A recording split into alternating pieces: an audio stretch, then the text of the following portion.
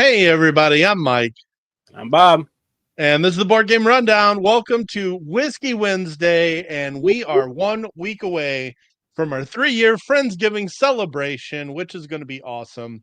But let's talk about this week. As you can see, we don't have Tim with us. Unfortunately, his in-laws broke down somewhere, and he is helping them out. And of course, that's never like as easy as it sounds, Right. whether it's transporting people or trying to jump a car or figure out how to get it towed.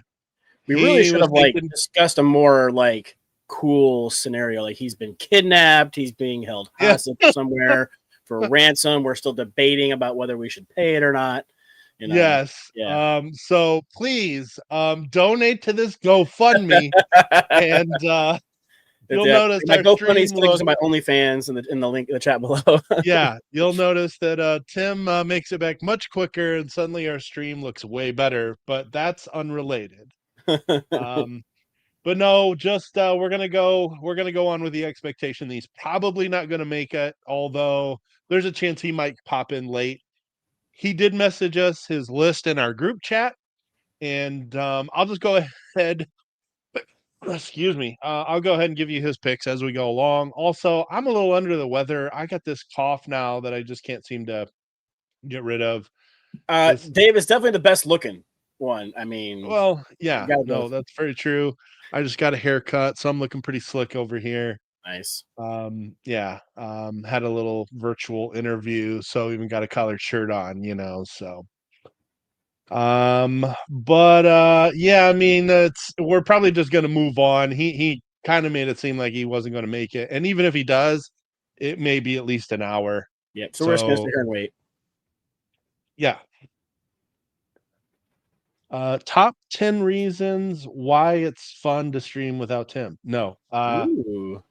Anyway, no, hopefully they're able to solve that. It's never fun to have a car breakdown. Yeah, it's never fun. Um I mean, yeah, it's and not it's raining out, at least last I checked. yeah, weather's a lot better than it was yesterday for sure on that. That Yep. is not fun either when it's cold and rainy. Yep. But let's say hi to all of you regulars that are here with us that we always appreciate. Pablo's in the chat. Yeah, we're thinking it's just a breakdown and hopefully they'll get it solved quickly. Yep. Steph says hi from the other side of the world. Howdy, howdy. Yeah, 97% still pretty good there, Andrew. So I still think it's weird that it shows your YouTube names and not your username. That's I don't weird know. why it changed that. We didn't change anything. I don't know if this is Oh yeah, doing no, this on YouTube other did. They streams. probably did an update because Windows. Well, okay, easy there, Mister. I updated my Mac and now my camera won't connect. That remains to be seen, Dave. We'll take grades after we're done. Andrew says maybe the same thing. And What do you agree, yeah, Dave? trying to Yep. buy him time. Welcome, sir. Welcome. Hey, what's up, Jason? Hello, pretty board game And mechanics. It's pretty okay. Check and that met the out if all you play. haven't. Yeah, definitely check out Board Game Mechanics. Met the all play people at Meeple-a-thon in Overland Park, Kansas City area. Give us credit for a Twinkle Twinkle purchase. They say thank you. Awesome. Fantastic. Yeah. We know That a few was people. a Pretty good people. we definitely like all play. Yep. They make great games. Askadelia makes really good content. If you don't follow the Askedorkable gamer, she's their media person and she's a lot of fun. She makes fun content. Yeah. And they make awesome games too. Yeah. She used to work at Disney doing Star Wars stuff. Man, how awesome of a job would that have been? She was pretty sad to see it go, but no I mean, I get kidding. it. Pursue the all play. That's a pretty Yeah. awesome step. Well, it would make sense you would run into all play in Kansas City area. That is pretty much where they're located. So, but yeah, every time you go to a convention, you're always going to see, almost always, even the smaller conventions, you're going to see an all play booth and tons of games, and they're all great. And we've gotten quite a few review copies over the last few years, and they're all great. Speaking of all play, isn't PAX U getting ready to go this weekend? Yeah, PAX U is going this weekend, and all play will definitely be there. Yep.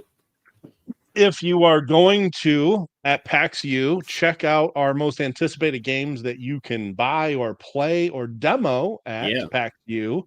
You'll definitely find an all-play game from me in my list. I chose Pinatas, which is a really fun Reiner Knizia trick-taking game.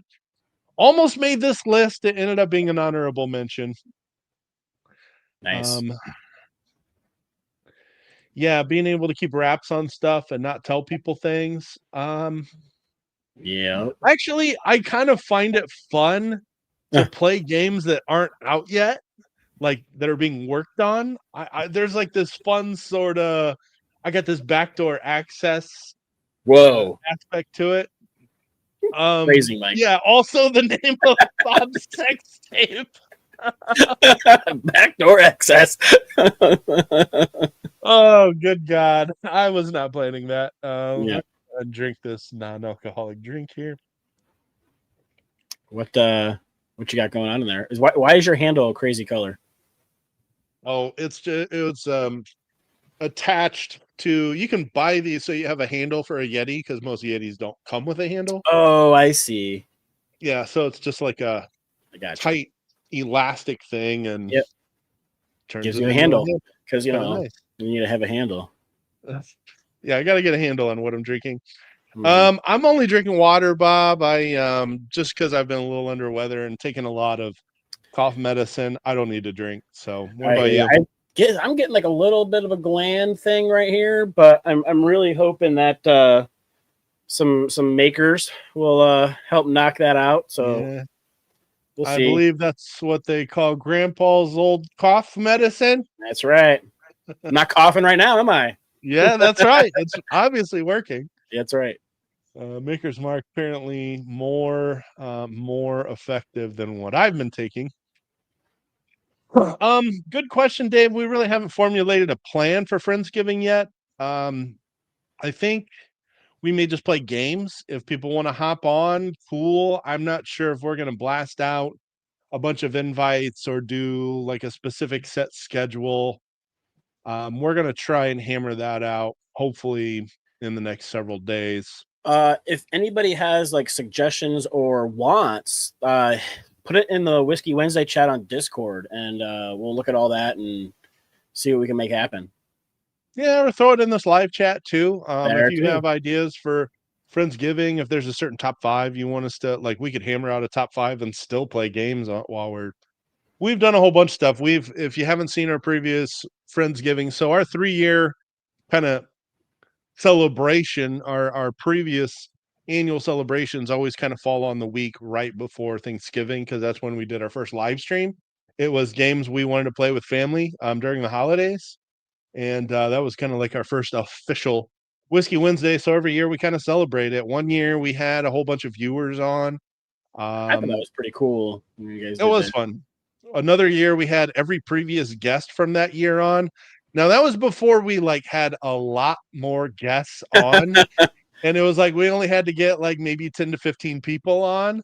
If we tried to do that like this year and try to get like 30, 40 people on, it's a whole different animal. What's up, Chris? Find Yeah, that little X in the top of your top corner of your browser and make sure you shut down the rundown. But before you do, make sure you hit the thumbs up and yeah. subscribe so you know when you can log in and close that X and shut us down. That was a fantastic segue there, Bob. In fact, I'm gonna move you over here so you can get the self back pat.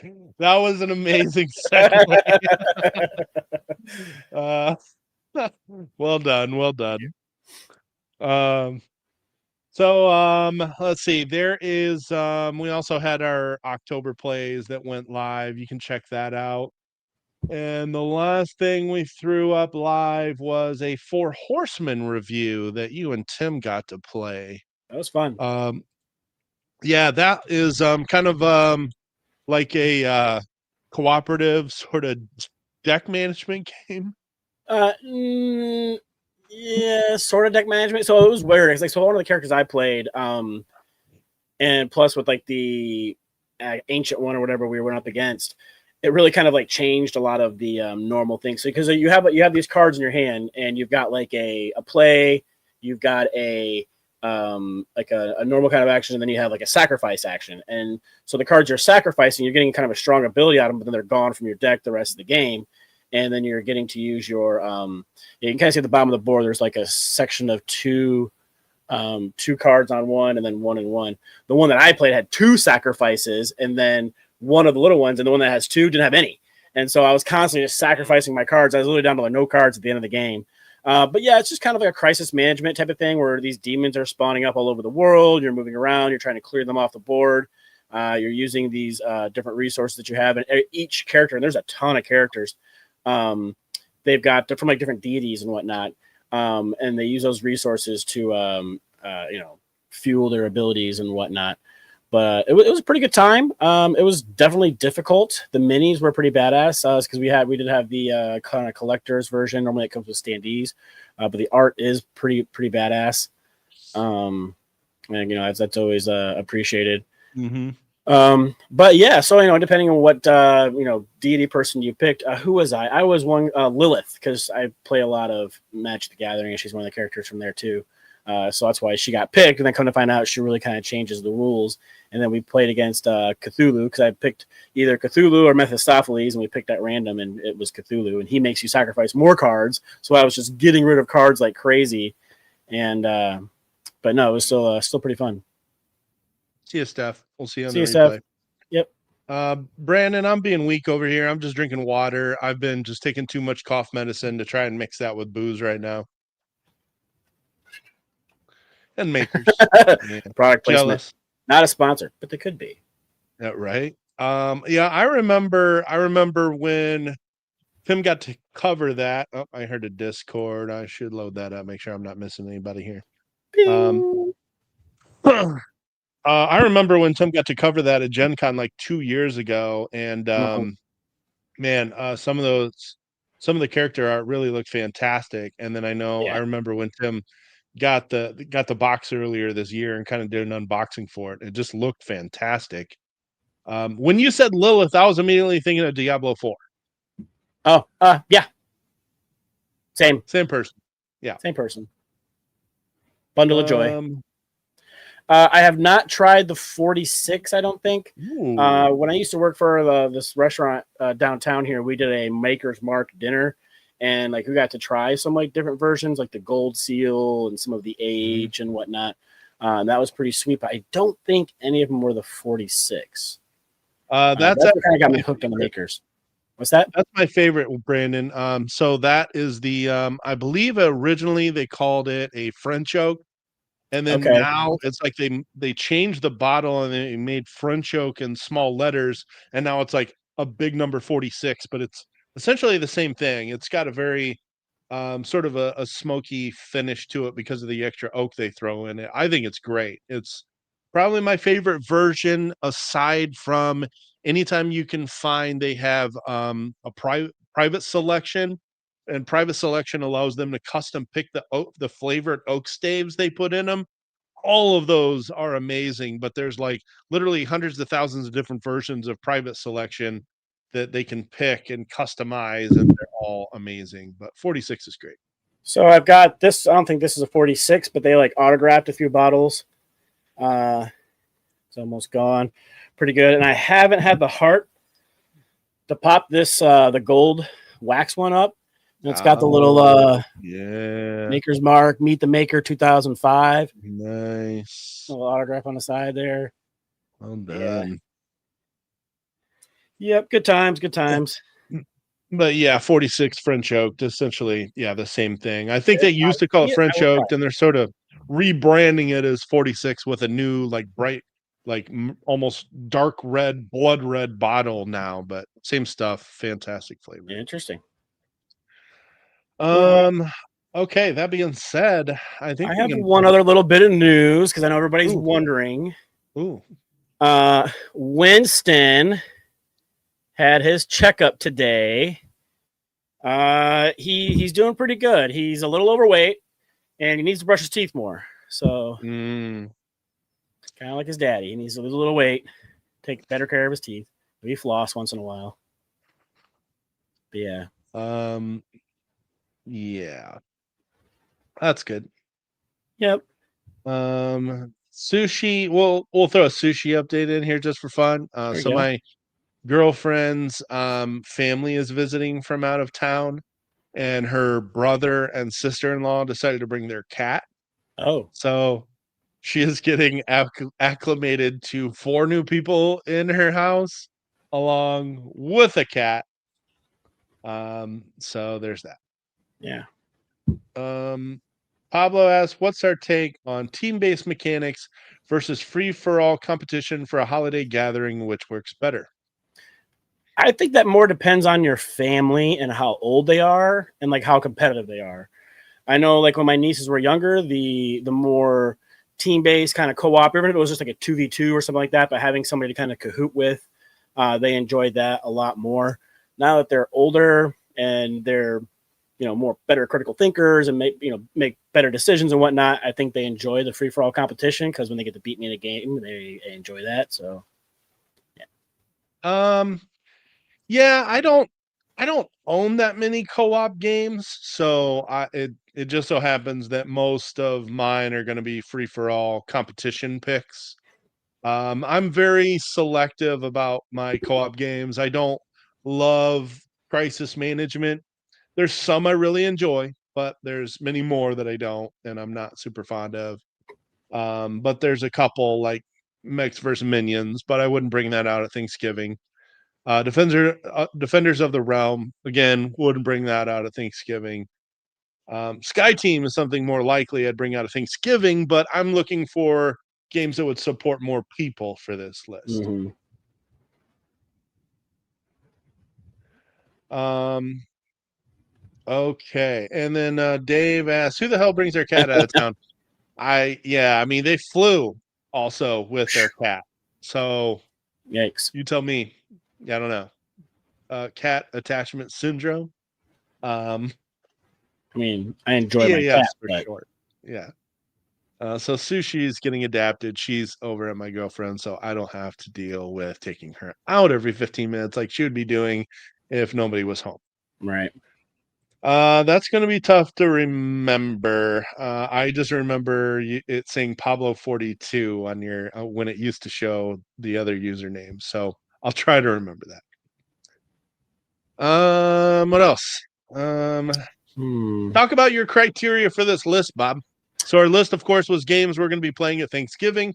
Mm-hmm. What's your criteria for this?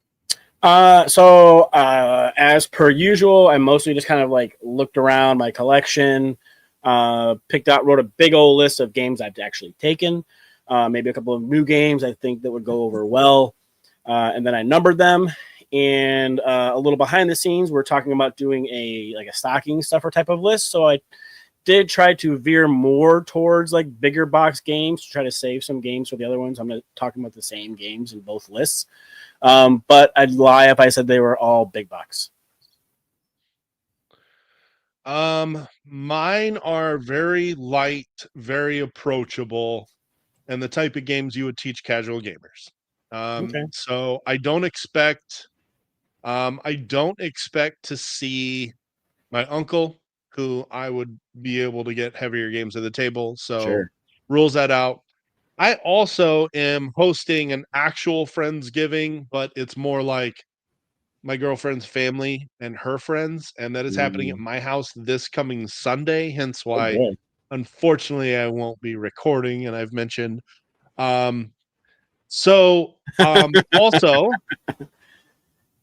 also, yeah. So going to be very approachable games, very light rule set, higher player counts. Um, I even went with some games that are language independent. So personally, my girlfriend, born and raised in the Philippines, she is fluent. But it is her family's English is her family's second language, and she speaks it better than her mom and dad do. If I stand any chance of trying to get some games at the table, I've got to have some that are more language independent. Now, I we can have conversations, it's fine. But if I want to have a chance, I think I'll have a better opportunity to get language independent games to the table.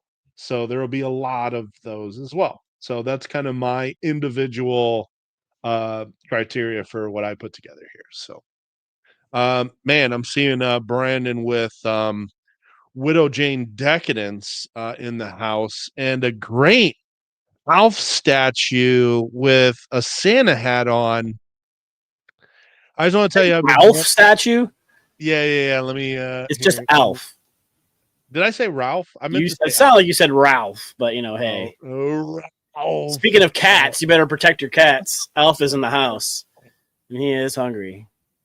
Um, yeah, some Widow Jane Decadence is one I've been wanting to try for quite some time, and I have not pulled the trigger on that. If she kidnapped me, wink twice. No, it's been a while since I've really hosted anything, and I do like to host, so I'm kind of looking forward to it. My parents are also out of town. The last since my dad retired, they like to go south in the fall, so they're at Gulf Shores right now. They won't be back for like 3 more weeks. So, uh, no, I'm at my house. They're all hanging out at her house. I'm doing this individually, so I'm not bothering them. But they That are way I can watching. also that way I can also continue cleaning my house and make sure it's ready before they show up. But yes, they're watching, and I'll be very stern from here on out.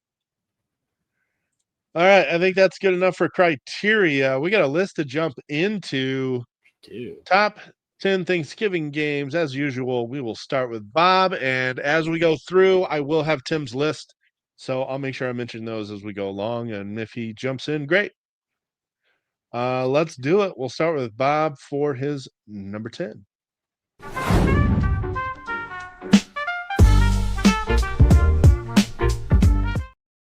I gotta find it here. Yeah, there it is. Oh, man. Well, that's true. They're not there. All right. So my number 10 is a little, I'll say, unconventional. Speaking of people whose English being their second language, my mom is Portuguese. English is her second language. And most of my grandparents and uncles on that side of the family, my grandpa didn't speak any English, like a couple dirty words, right? And that's about it. And my uncle's, very limited, like basically the English you would hear in movies, because he loved American movies. But something that we had in common, we used to play a lot, is math is a universal language, and dominoes is actually, there's a lot of different games you can play, Nice. but we used to play the one where you're trying to get the ends to add up to five, multiples of five, and you would earn points for doing that. And so I like to take a set of dominoes. My dad still likes to play. So yeah, like kind of, not a normal kind of board game, but it's something that does cross, barriers and whatnot. And just the normal double six, like I know they have like double 12 and all those kind of crazy ones going on and whatnot. But we play the standard double six dominoes, and I'd make him swear, and it was fun. I haven't really played a whole lot of dominoes like at all. Mm. I've played like Street Mexican cred. Train. Play what? Which it's called Mexican Train. It is a variation of dominoes. Okay. I played it once, like 4 or 5 years ago. So I unfortunately I couldn't really tell you much about it. But Oh, it's that's like double 12. Yeah. No, that's not what I played. I figured it's a very specific type of domino game. But yeah, I really haven't played any dominoes at all. I was thinking the same thing, Andrew. I was like, without Tim here to, ramble, we'll say. We can still fill, but there's not. Yeah, we can keep this more contrite. That is for sure. All right, I will go ahead and cover Tim's number 10 here. I actually haven't played this one, which is a shame because I've always wanted to. Maybe Bob has, but it is Outrun the Bear from Around the Stump games. I know this is kind of a game where trying to outrun a bear, and you're trying to run away from him here, and he's gradually sort of catching up to you, and you're sort of moving him forward. And yep, you're running, the bear's moving, you're pushing people back to slow down the bear a little bit, and oh yeah, it reminds me of like what was it, like Lifeboat, right, where everybody's trying to get in certain positions on the lifeboat, but you're like pushing people overboard and things like that. But you're running down this path, and some cards might have a good like run speed on them, but that means the bear's going to move up. Maybe you want to use the card to knock somebody down, to slow the bear down. A little bit of take that in there, but yeah, it's definitely a fun game. I can see how it would be a good time with a bunch of family members. Nice. All right, my number No, 10. no. I know. Hold on. Oh, that wasn't Mike's pick. Don't get. He does not know. Mike, no. Oh. No. That was Tim's pick, and he's not here. Yeah. You gotta get like a screen with Tim on it, and like do like the kind of Canadian talking head from South Park. Would be great. Oh, I run the bear, guy. Oh my gosh, that is so tempting. Oh man, that would be pretty funny. Next time, we got to plan ahead. I know if I had, I mean, I get like one of those fat heads, right, and just kind of cut the mouth so it moves, and be like, come on, guy. I could easily create something in Canva in like 5 minutes, and then make that his avatar, and turn his camera off, and make like my phone be him. But man, lost opportunity. And we really should have planned. If he could give us more warning that he was not going to be here, yeah, there was shenanigans would have ensued. Almost like some of our video planning, there was like maybe a 20-minute warning that he was not going to be here. So, all right. So yeah, that was Tim's number 10, Outrun the Bear. My number 10 is a game we talked a lot about when it first came out. And I just feel like there's other card shedding games that we have been playing a lot more than Kabanga. But Kabanga is still a great family game. It does support 6. It is language independent, and essentially you've got a hand of cards. You are going to put matching colors on each side. You have to play a card on one side. So if I've got, say, a blue 8, I can play it to the left or to the right. Let's say I play it to the right. That would be the better pick, because there's only one number, the blue 9, in between the blue 10 and 8. If you happen to have the blue 8, you can say Kabanga, and then you discard your card. You are trying to shed your cards. And you're trying to get the lowest score, and your score are these little notches on the cards, these little diamonds here. The more of those you have, the higher your score. Usually we just kind of play to like a certain number of rounds and we don't keep score, but either way. So you want to try to keep the difference between the numbers that are out there as close as possible. So if there's a 14 over here, you don't want to slap a 2, and then you get like a quadruple banga, and like 7 cards get dumped on you. Because also when people shed those cards through the Kabanga, every single card that gets laid out, you have to draw another from the deck. So you're helping your opponents and destroying your own hand. But it is a very fun card shedding game, and it is it's a great gateway game. Like, people understand it very quickly. They can pick up on what to do within like one turn. And it is still a lot of fun. It just hasn't hit the table as much lately, but I think for like light gaming with the family, this would go over extremely well. I actually took that to my parents last year. They enjoyed it. I bought them a copy for Christmas. They've taken it camping with them. So nice. Unfortunately, I still can't find my copy. I have an empty box at Nika. Oh, so it's inside of another box somewhere. It's probably inside of another box somewhere. And of course, I've even rearranged my game collection. Mike, why would you take them out? That's not like that box has a lot of wasted space inside there. You should have just left it in the box. You can put that box inside another box, is fine, but it seems silly because that box is the size it needs to be. It may actually be in one of my my clear plastic containers. I don't know. I'd have to look. I have no idea. Hopefully it's still easy to acquire. It's hard to hit the table if you can't find it. Oh, yeah. It's $10 on most large online retailers. So there we go. Might just pick up a copy. But Kabanga, my number 10, I believe it was Wes Todd that introduced us to that game. It was. He had the old version. Before Amigo reprinted it. Unfortunately, rest in peace, Amigo.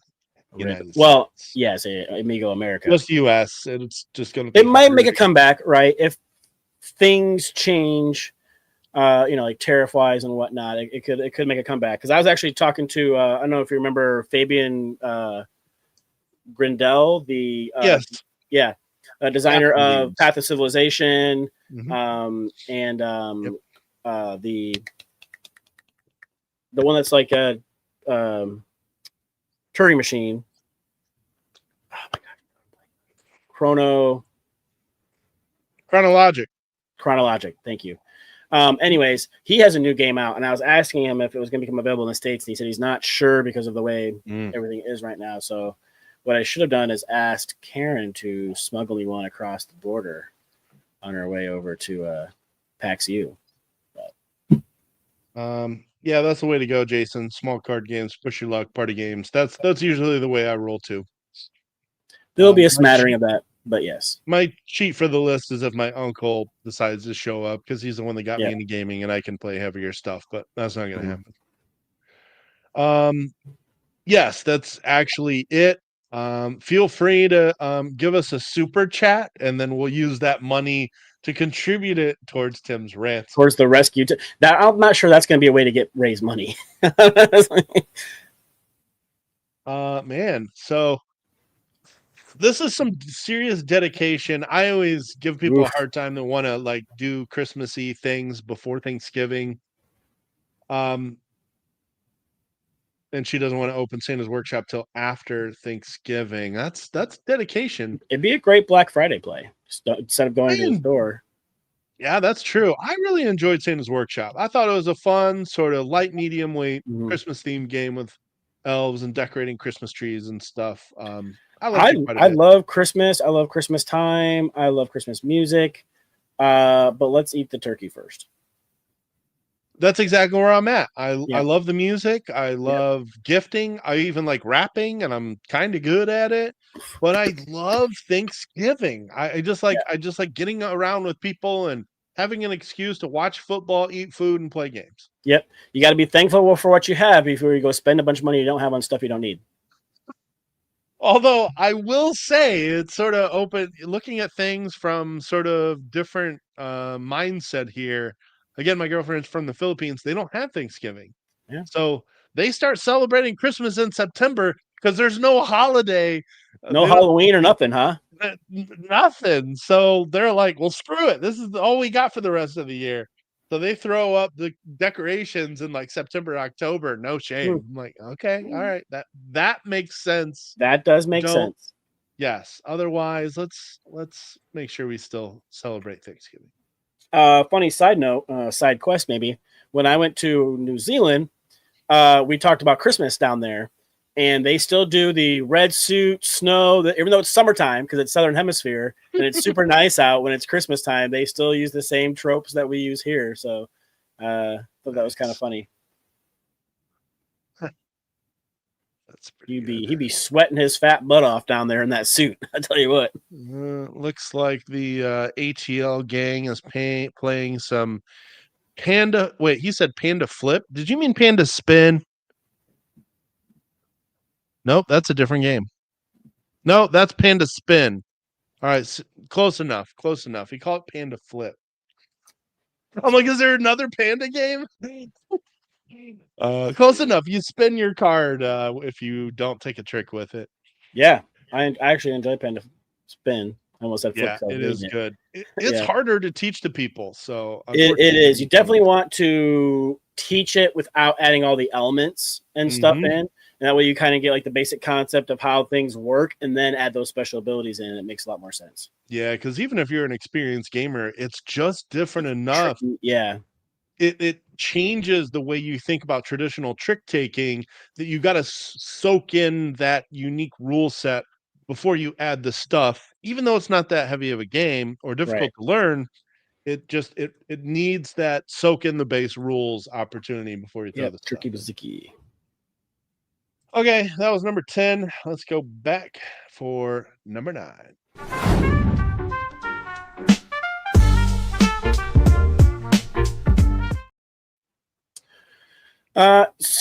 So for my number 9, I haven't actually taken this game down there yet, but if you guys watch the show, you know that I've compared this game to a card game that we used to play all the time growing up in upstate New York. This is a dice game where you're starting out getting one die, then two, then three, then four, all the way up. You're bidding how many tricks you think you can take.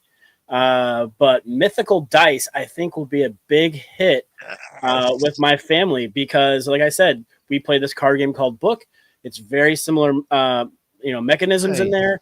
The only difference being instead of playing a card that's static, you're rolling a die that's random. But other than that, it's all the same. And I think that this will be a hit if I would get a chance to get it to the table when I go down there. But it will be with me.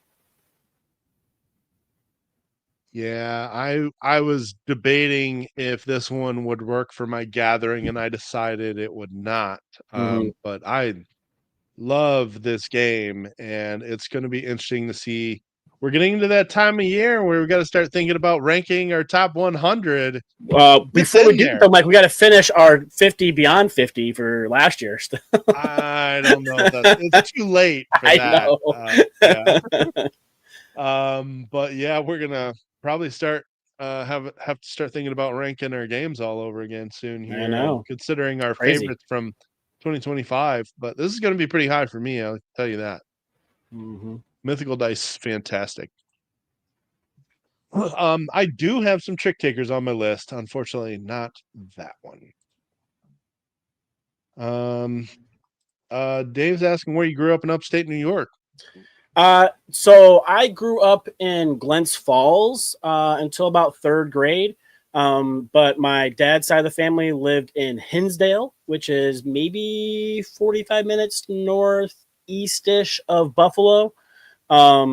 It's a really small town. You probably haven't heard of it. I used to call it Hoopersville because my grandpa was the town justice. My grandma was the secretary, and my uncle was the fire chief. So pretty small town. But my uncle, he was fantastic. He was a super nice guy. He passed away. My grandmother ran for judge, and she won. I say judge. It was town justice. I don't know if it's because it was a smaller district being is why they call it justice instead of a judge. But man, she was strict. She was always strict growing up. It was like she was the one like, well, if you eat all your dinner, you're not getting dessert. Types of ladies, and she tell you what though, that town was clean. Like you get in trouble for like doing dumb shit, right? Like public urination or being public intoxication, things like that. Oh, She would community service, and like you'd be painting curbs, you'd be painting fire hydrants, you'd be picking up trash. Like it was a nice, clean, town. So nepotism. Hey, no. They didn't hire each other. They were all voted in. Those are all jobs you vote for. It wasn't a I won, so I'm going to pick somebody related to me. It was jobs you ran for, and they were just upstanding citizens, and so they got picked. Plus, it was a small pool.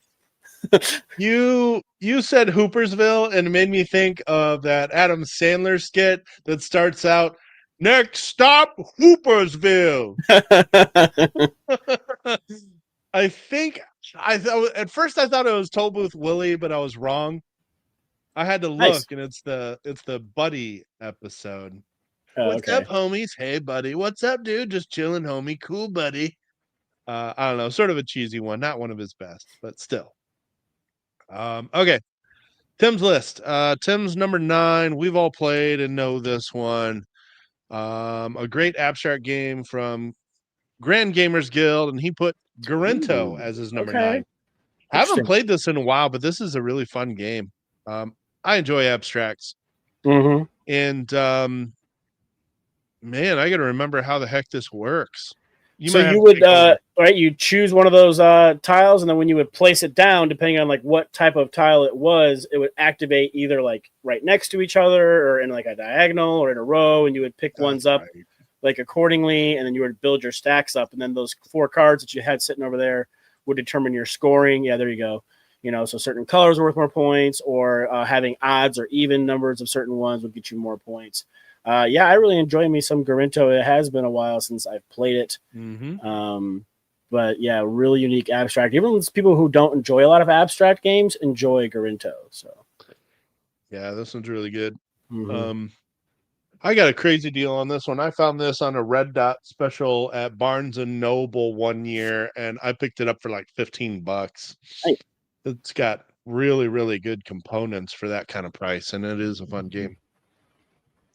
Oh yeah. Yeah, Garento's a good one. I haven't played that in a minute. Okay. Well, gonna talk about another one that's a hit here. Speaking of pandas, I picked Panda Royale as my number Nice. 9. Yeah, on my Um, short list.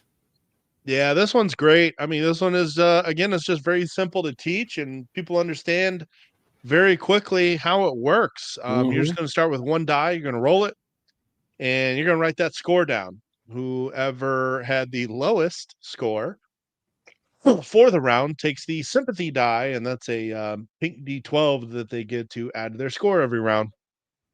But whoever has the highest takes the panda, and they get first dibs out of the draft. So you're going to take number of dice equal to the number of players plus 1, and whoever had the highest yellow gets first dibs, and all of these dice score in different ways, and you're building a dice engine. You roll 1 die the first round, 2 dice the second round, 3 dice the third round, up to 10 rounds, and you're just going to tally up your score. Yep. But it's just fun how you combo these together. Your blues just score the number, but if you get one of the glittery blues, they double all of your blues. The purples are all D12s and D8s, but they just count for the number. They The double. greens, oh yeah, Purple's double. double. That's right. Been a little minute. Greens are all D20s, but you just score what's the face value. Mm-hmm. The The sum. yellows again, highest yellow can give you the panda and first Dibs. dibs on drafting. Uh, but the best and most fun strategy is those reds. Your reds have white sides and black sides. You're going to roll them. You're going to take the whites and subtract them from the black faces. Um, and the difference gets multiplied by the number of red dice you roll. So if you roll a white 6 and a black 4, your total is 2 times 2 dice, you scored 4 points. Well, it's possible to score negative, but it's also possible to have 7 dice and roll like 6s and 7s on all of them, and you get 42 times 7. There's this really fun risk reward with the Yep. red die strategy that is just a I love the ton of red die fun. strategy. Yeah, it is a lot of fun. It's You've also definitely got helped by one of the expansions that adds the rerolls. yeah, there's a so that's the expansion that I know we all picked up at Origins this year. You've Yep. got reroll, and you've also got wilds now. So where you can make it another red die, and it only has white faces, so it will not subtract from your other reds. However, it doesn't multiply, so it doesn't count as a red die, but it Right. does add to your totals that then get multiplied by your remaining red dice. Panda Royale is just really fun. Again, Mm-hmm. very language independent, so it's just hey, adding and multiplying numbers together, and it's a ton of fun. Plays fast, plays 10 people. Yeah. Um, so supports a lot of players. I'm gonna Huge. have, I think I'm gonna have 9 total people here on Sunday, so I might get some bigger games going on. So Panda Okay. Royale might hit the table. Yeah, I more often than not, I'm gonna try to go for those reds. I've still got a picture in my Google Drive where I had one red turn and I had a whole bunch of eight, like I rolled a whole bunch of 6, 7s, and 8s, and I rolled like 7 or 8 of them, and I scored like 180 points on one roll. It was It was crazy. insane. That Um, never happens that way for me. it's yeah, it most of the time does not. I got insanely lucky, but that's what makes Panda Royale fun. And sometimes you just get insanely lucky. But it's over in like 30 minutes, and if you get lucky, who cares? Play again. All right, that's our 9s. Let's do our number 8s.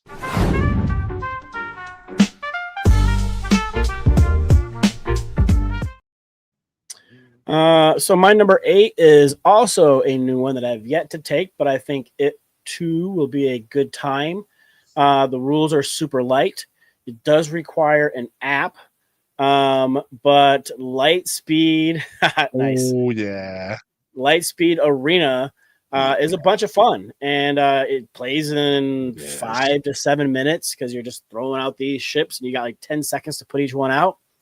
once you're done putting them out, you're going to take a picture of the star field that you've got going on, and then it simulates the battle where all the ones shoot their lasers, the twos shoot theirs, and so on. And you're getting points for hitting enemy ships, blowing up bases, hitting asteroids, all types of stuff. I love to cast this to a TV so everybody can kind of see what's going on super easy. And yeah, it's just I'm glad Tim's not here to hear that it was a good pick when he showed us this game at was it Gen Con or Origins? Gen Con. Gen Con, yeah. And so yeah, I picked this up. Unfortunately, they didn't have a couple of the expansions by the time I picked mine up, but I was able to pre-order the Dirt and Dust from the same booth, and they shipped me the Lightspeed Arenas. They didn't charge me any shipping, so that was pretty awesome.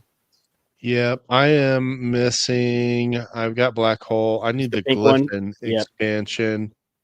And I wonder, yeah, that's starting to become available on other websites too, it looks like. Nice. Yeah, this game's awesome. It's really easy to teach, plays super fast, supports a ton of players. This is a good pick for this list. Yep. Good pick. Okay, Tim's list. So this was a game I actually learned for the first time at Origins this year, and I played it with Googs and the Rossies, and this is In Vino Morte. Ooh, yeah. So this is kind of like a bluffing game where you've got wine. Yes. Yeah, you got wine cards and poison cards. And you're going to hand them out to people, and you're going to face down. Yeah, face down. You're going to tell them what they got, and then they're going to say, you're going to pick somebody, and then they're going to say whether they believe you or they don't. And if they're wrong, they're out. Yep. Yeah, start with the person to your left, and they choose to either drink or trade their card. Once everybody's gone around and either drank or traded, and it gets back to you, everybody then who is still alive flips their card over, and you either make it to the next round or you don't. This is a great one. Actually, it comes in like that Shy-Con right there. Like they come in like these little folders. I was able to sleeve mine and still fit them in there, so that was pretty cool. So nice. Like, take it to like a bar, something you don't have to worry about tables being wet or whatnot. But yeah, this is definitely it's the battle of wits basically. But you can't put poison in both glasses because that would be cheating. Yep.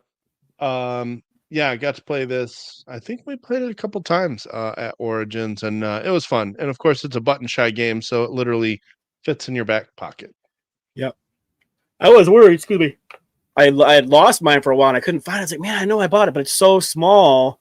I had misplaced it in one of my bags. I opened up a pocket randomly. I was like, and I found it, and so yeah, I was excited to make sure I have that. Now I've got it with my small box game, so I know where it's at. But yeah. All right. Well, it was not if I was going to have trick taking on my list. It was which one, plural. And so my first one, I'm going with fishing. Nice. I think fishing is super easy to teach and learn, but this just does something I haven't seen other trick taking games do. So you're dealt a hand of 10 cards, and you're going to play a normal trick taking hand. If you need me to explain what trick taking is, please make a negative comment on this video. Otherwise, I'll proceed. Inside joke there, Bob. All right, thank you. All right, I was waiting for a nod of disapproval. You're gonna there it is. There you go. You're gonna play your card into your trick, and if you win the trick, you're gonna place the cards in front of you. At the end of the round, every single card that you have taken by winning tricks counts as points. You tally those up. Then you're gonna shuffle all the cards that you won in tricks and deal yourself a hand of 10 cards. So the tricks you win become your hand. However, if you don't win 10 cards worth of tricks, you're going to draw out of the ocean decks where the cards get better. The cards only go from 1 to 10 in your normal hand, but you got 1-star, 2-star, 3-star, 4-star, 5-star cards that gradually get better as you dig through the ocean deck. You can get 11s, 12s, 13s, 14s, 15s. You'll start to unlock the trump suit. You'll start to unlock buoy cards, which have cool special effects. Like, even if you don't win the trick, you can steal one of the cards out of the trick, like one of those super high trump cards. It's deck building trick taking. I Mhm. love that combination. It's super unique. It's really easy to get to the table. I really enjoyed fishing, and I can't wait to play this again. My dad loves fishing. He enjoys trick taking games. I bet he would love this. However, I don't own it, so it couldn't be on my list. I don't know if you can get it from. I got mine from Miniature. Well, it is on eBay. I wonder if you can get it with free shipping. The I rest mean, of these, Card of House course. Games. Well, yeah, the rest of these you'd have to pay shipping or just meet their shipping threshold. Yeah, Mike, that's the key. You just buy more stuff and you save money because you don't pay for I'm shipping. just saying, if you wanted to buy it by itself, You have no idea how to like save money, do you? Right? Why pay $10 in shipping when I could pay $80 more and just get I more know games? that's usually the way to do it. I'm just saying, Yeah, I don't see any options where you don't pay shipping. So if you buy it by itself, you're probably spending $20 or get more games. get more games. Go in But with it's friends. That's a great way.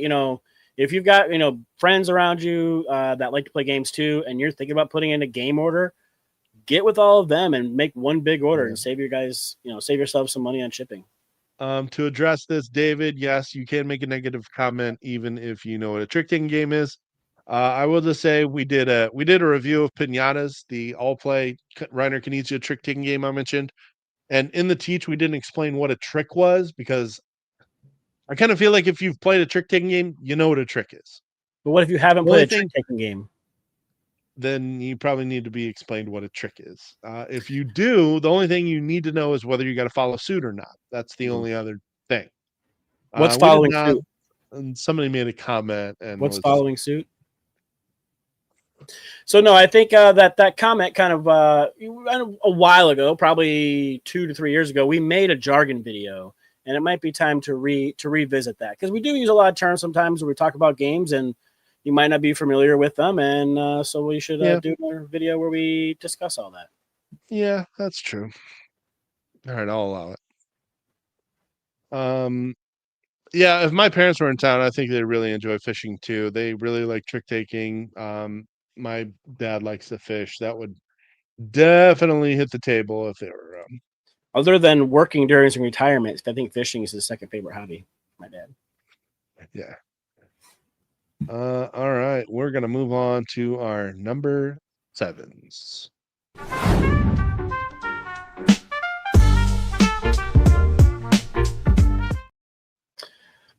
So I did try to stay away from small box games, but number 7 did seem like a very appropriate place to put Flip 7, Mm, because Flip 7 is fantastic, language independent, push your luck, play as many people as you want, basically. And I mean, who doesn't like laughing at somebody when they're trying to like go for that seventh card and then they get a second two and they bust? It's hilarious. It is one of the best card games ever made. It's brilliant. So yeah, if you haven't played Flip 7, just go out and buy it. It's like 10, $15. It's totally worth it. You'll get your money's worth in the first night because you're going to play. It'll get over. You're going to play again. It'll get over. You're going to play again. Like you're going to want to keep getting it. Looks like they even have a Grinch version. So if you want to get thematic with the holidays, they changed some of the art and whatnot. But it's basically the same game, I'm pretty sure. it is. I'm gonna pick that game up just because the Grinch Yep. version. Yeah. Just because. All right. Good pick. All right. So Tim and I had a crossover. So I actually just moved mine so that it would be easier to cover this twice. And we're going to be playing Wild Side at Thanksgiving. Yeah, this game is a lot of fun. You could Yep. really just play it with a standard deck of cards. Well, 4 standard decks of cards you would need. But this is that many cards in this little box here. This is designed by Wes Todd, published by Weathervane Games. Unfortunately, they already have sold out of this game. So Uh, there I've, will be a reprint campaign yep. coming early next year. Most likely March is what we're hearing. So we really drove the hype train for this game because it is very simple and easy teach. Basically, you've got well, there aren't a whole man. We should have added some images to this, shouldn't we? There we go. I think this was my photo. It is. All right. Well, you need the other side though. You got cards. They're numbered 1 through 12. And you are going to play a run like 6, 7, 8. And you're gonna play that. And then somebody else has to play lower than your run. So they Eight would six have to seven play or yeah 8 7 6. 8 7 6. Yeah. Yeah. You You're put your playing lowest card down. on top. You're descending. You're descending. You put your lowest card on top. Whoever plays next has to play something lower than a 6. And so, but if you can get 4 of the same cards going, you play off of the next person of the previous person's hand. So if I can Yeah, you play play equal 3 to or 6s, lower than the card before you. yes, if I can play 3 6s on that 6, now that makes 4. That clears the pile. Now I get to start again. And this is a card shedding game. You don't want to have points at the end of the round. You can play multiple rounds and keep score, or you can just play one round and whoever goes out wins. Mm-hmm. But face cards count 10 against you. 9 through 2 counts 5 for your score. There's also a honey badger card. It's wild because it It don't doesn't give a care. Yep, yeah. honey badger don't care. But if you got those in your hand at the end, it's 15. 50. Oh, they're 50. That's right. Pretty sure they're Yeah. 50. Yeah, because you don't want to have. A lot. Are they 20? It's been a I minute. don't know. My copy is downstairs. I left it off because it's a small box game. Yeah, we are going to be doing trick take or not trick taking, stocking stuffers. stocking stuffers, and I totally ignored that. So you may see a lot of overlap when we do that list, but that kind of list is going to bring in a lot of non-regular viewers. Yeah, So yeah. No, that this won't watch our live show. Wildside was a ton of fun. Yes. So yeah, when it becomes available again, I'm sure we will shout from the rooftops to grab your copy while they last. Yep. Because it is a fantastic. Yes, full disclosure, Wes Todd is a friend of the show, as is Jeff Irving from Weather Vane Games. That is besides the point. We still have a bunch of fun playing it. So, Yep. Stay tuned. Or the first quarter, 2026, you'll be able to get your copy of Wildside. Yep. All right, that was number 7. We're on to number 6.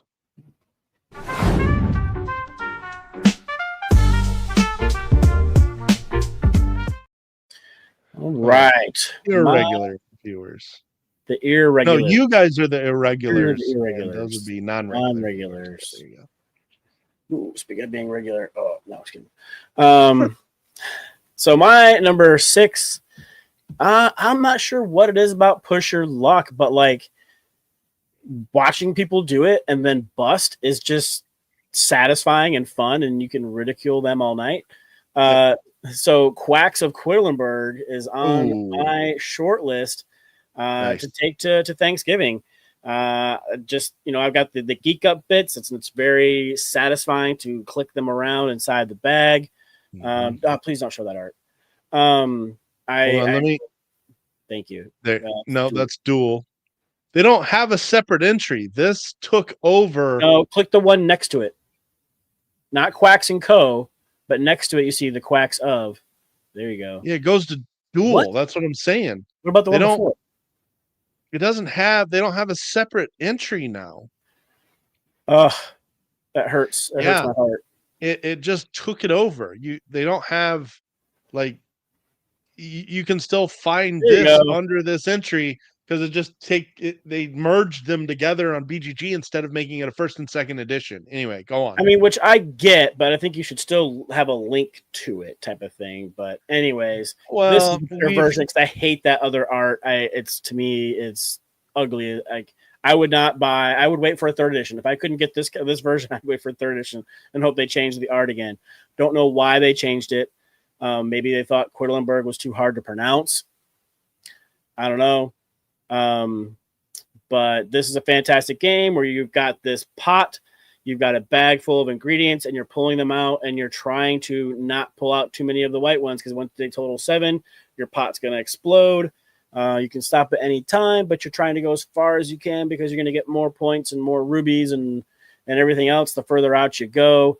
You've got a slew of different ingredients that you can then purchase to add to your bag. They all have like multiple, like they have like cards that go on them, like cardboard cards, and you can flip them so you can you can really change up what they do each game, so it's different each time. It's just a ton of fun. Like I haven't played it in a little while because we've had a lot of push or let games come out recently, but this is one of my favorites, and I need to get to the table again. And I think that this would be a good time to do it. Absolutely. This is a great game to get out during the holidays for sure. Mm-hmm. I mean, we've made our comments about like other games that have like a first, second, third, fourth edition, and they're all separate entries on BGG. And they did not change anything except for the art. They threw all the expansions inside of one box. You can get an all-in version. So it is fair that they merged them, but the new art's hideous. So it is hideous. Yeah. I really would like to meet the person who picked that and was like, yeah, that's it. That's the one we want right there. Because, I mean, it's not even that like the first one is just that good on the art. It's just the second one is just so bad. It's just, I don't understand that decision. Yeah, Evan, that was a lot of fun. We did make a guest appearance on the Tabletop Submarine, the podcast by Andrew Stiles and Josh. Oh my gosh, I'm drawing a Bowman. Jeez. Bowman. Sorry. Yeah. Josh Bowman. Yep. Great guys. Super fun podcast. Had a lot of fun doing that one. Yeah, they're really nice, but there's kind of a lack of feet in Beach Day. If I were to, but being honest, there should be more feet. Yeah. Yeah. Definitely more feet. Yeah. All right. Welcome, Evan. Glad you. Yes. Good to see you. Good to see. Hope you're safe over there in war-torn Portland. Yeah. Watch out for the frogs. I heard they're dangerous. That's true. Tim and I had another crossover. So mine was only one ahead of his, so I just moved it so I could talk about both at once. And we're never gonna stop talking about Ahoy Kitten. Yep. Because it's just a ton of fun and you can teach it in 15 seconds and you can play a game in 10 minutes and you're just going to have a blast doing it. You're going to load up each one of these little spots with 2 fish. And then on the count of 3, everybody points. And if more than one person is pointing at one of these spots, nobody gets anything. If you're the only person pointing at one of these, you're going to take the fish off the tile, put them on your boat. Now you're going to repeat. Count to 3, point. Except now you can point at other people's boats, or you can cover your boat, bank your fish so that you're guaranteed to score them, but you have to flip your boat over and you don't get to point in the next round. Whoever has the most points at the end of the game wins. But you're set collecting. Each blue, yellow, and red counts as 1 individually, or as a group, it counts for 5. Each one of those clears counts for 2. That's the whole game. And that's why it's great to bring it during the holidays and show it to people that don't play games that much. Mm-hmm. It's just easy to teach. It's a blast. People are laughing and having fun. Ahoy Kitten, amazing family game. In all fairness, this probably should have been on my list, but like I said, with my earlier criteria, I ended up leaving it off. I've taken this to family gatherings multiple times, and my mother swearing at my younger niece because she kept pointing to her ship and stealing her fish every time. Gold. Like, I mean, it makes it all worth it, right? That's why you do it. And it was just such a good time. It's a fantastic game. It's musical chairs with cats and fish. And it's totally worth it. That is pretty accurate. Yeah, it's great. I'm going to have to go with really small boxes to not have a ton of overlap when we do our upcoming stocking stuffer list, but we'll make it happen. And to be fair, Andrew, I did teach this at a meetup one time, and there was a girl who was sitting there, and we got done playing. And she's like, "Well, I really thought there would be more to it." So I don't know. I mean, she had no Yeah. idea what it was going in, so I don't know why her expectations were like up here. And I mean, as far as depth, other than it being fishing, there's not a lot there. Like you said, it's 1, 2, 3 point is the game. Mhm. Yeah, she didn't enjoy it either. But for the most part, just about anybody you show this game to is gonna have a good time with it. And Yeah, there will be like swearing, pointing, shit talking. I remember that. I remember seeing some people that were like, "Huh, that's it. All Yeah, right. yeah, and it was fun. Yeah. Mhm. That's fine." No, Most people tend to enjoy it for what it, it is. it wasn't charity. It wasn't charity. It was somebody. I don't think you've met her. It's No. a local girl here. She's a big social deduction person. That's her favorite types of games. Like she loves Blood on the Clock Tower. Um, so take that for what it's worth, I guess. Yeah, but yeah, this is a good excuse to talk about Ahoy Kitten because we haven't done so in a while. Great Yep, game. but it is still good. It sure is. All right, here we go. We're on to our top 5 Thanksgiving games.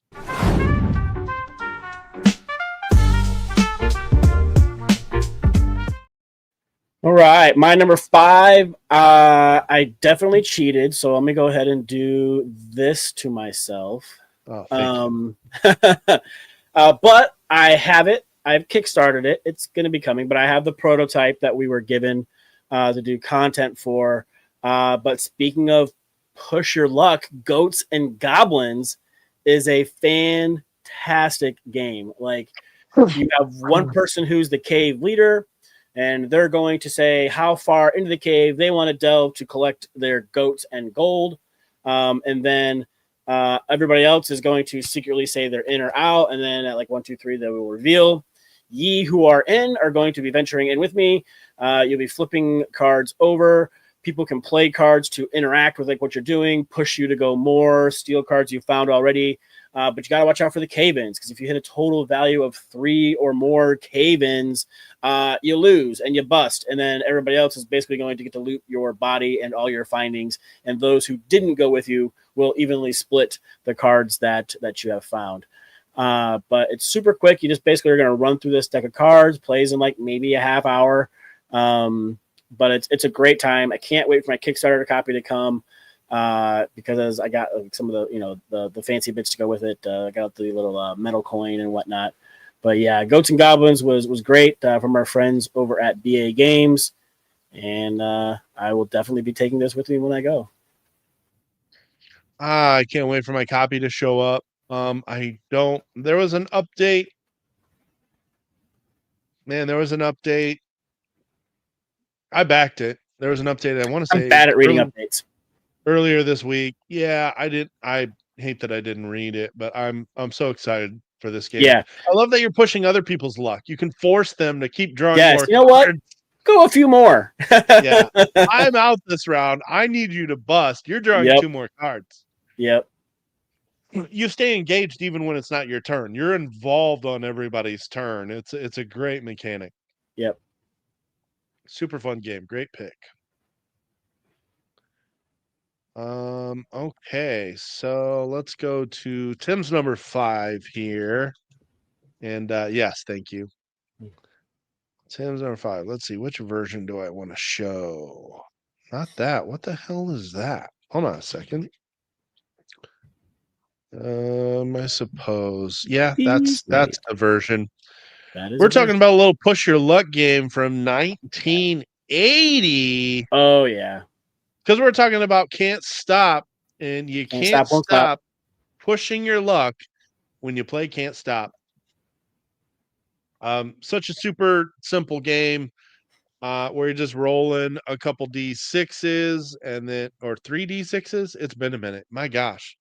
I've had too much cough medicine today. My memory is failing me today. Is it 3? I thought it was 2.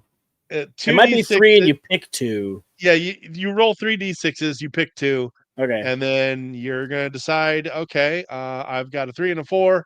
I'm gonna go up the 7 4 track. All D6s right. and you're picking 2 combinations. I'm pretty sure it's 3 and I you think keep it's 2. all right. Anyways, you're rolling some D6s. You're Man, rolling we're crushing it. We're crushing it with these breakdowns. Okay, there we go, Evan. It's 4d6s. Thank you, sir. See, We're I was failing. right. All right, I guess. Because you're gonna do two different things. You have to move at least one, Yeah, or you bust. yeah, that's right. So yeah, you're gonna go up 2 tracks. So you can go up the 7, but if you got a 4 and a 5, you can go up the 9 track. And then, all right, you're gonna stop and keep your progress. Can't stop. Or are you gonna keep going? You're gonna keep going, and then you're gonna try to get your markers all the way to the top of these tracks. As soon as you get to the top of 3 of those tracks, you win. Well, obviously, you are going to, you can go for the easy ones like the yes, exactly. Well done. You can go up the easy ones like the 7s or the 8s, the 6s, but it's more fun to try to get like 2 12s. Mm-hmm. And yeah, I'm always gonna play super risky when I play this Yep. game. I'm just gonna keep going. I'm never gonna stop, never stopping. So this is the that's the version that I have. Is that one that you're showing? And I Mhm. bought you on Amazon for like $10. You can get a little lazy Susan. So you just sit on top of that lazy Susan, and you can like rotate it to the person whose turn it is. So it's pretty cool. I was playing that way with Wes, and he was like, "Where'd you get that?" So he had to get himself a Yeah. lazy Susan. This one is it's a lot of fun. My only little slight beef with this one is I don't like the downtime when it's not my I say there turn. could be some downtime I between. I prefer to play it at like 2 or 3. Yeah, but it's Um, super straightforward and simple. it's a So great game yeah, nonetheless. If somebody wants to play it, I'm not gonna say no. yeah. So that was Tim's number 5. My number 5, let's talk about another trick-taking game. This is one you guys may not know a whole lot about, and the ones that do, if you know, you know. I just got sent this in the mail, and I am excited to try out Three Tricky Pigs. This is from Baron John Games. This is co-designed by Andrew Stiles and Stephen Ungaro. This is a nice little kind of thematic 3 to 5 player trick taking game where you're doing bidding. And the interesting thing is that you've got bidding cards. So you can't choose your bid. You can play the sleep bid card. And if you take 0 tricks, you score 12 points. Or you can play the play bid where you have to get exactly 2 tricks and then you score 7 points, or you can try to get 3 or more tricks and score 3 points, or you can try to win the most tricks and you get 2 points for every trick you won. Um, Now, there's also some interesting modifiers in this game. So um, basically, you're just playing these pig cards. If no wolf cards are played, the lowest pig card wins the trick. But if a wolf card is played, then the highest card wins the trick. And the theme here is that, well, if the wolf, like on the actual cards themselves, it shows like on the higher numbered cards, it shows like the bigger, better houses. So these are the pigs doing the work to protect themselves from the wolf. And if you build like a brick house and a wolf does not show up, well, you wasted your time. You don't win the trick. The guy that wins the trick is the one pig because he was taking a nap. He did absolutely nothing and the wolf didn't show up. That's winning. I love that thematic tie.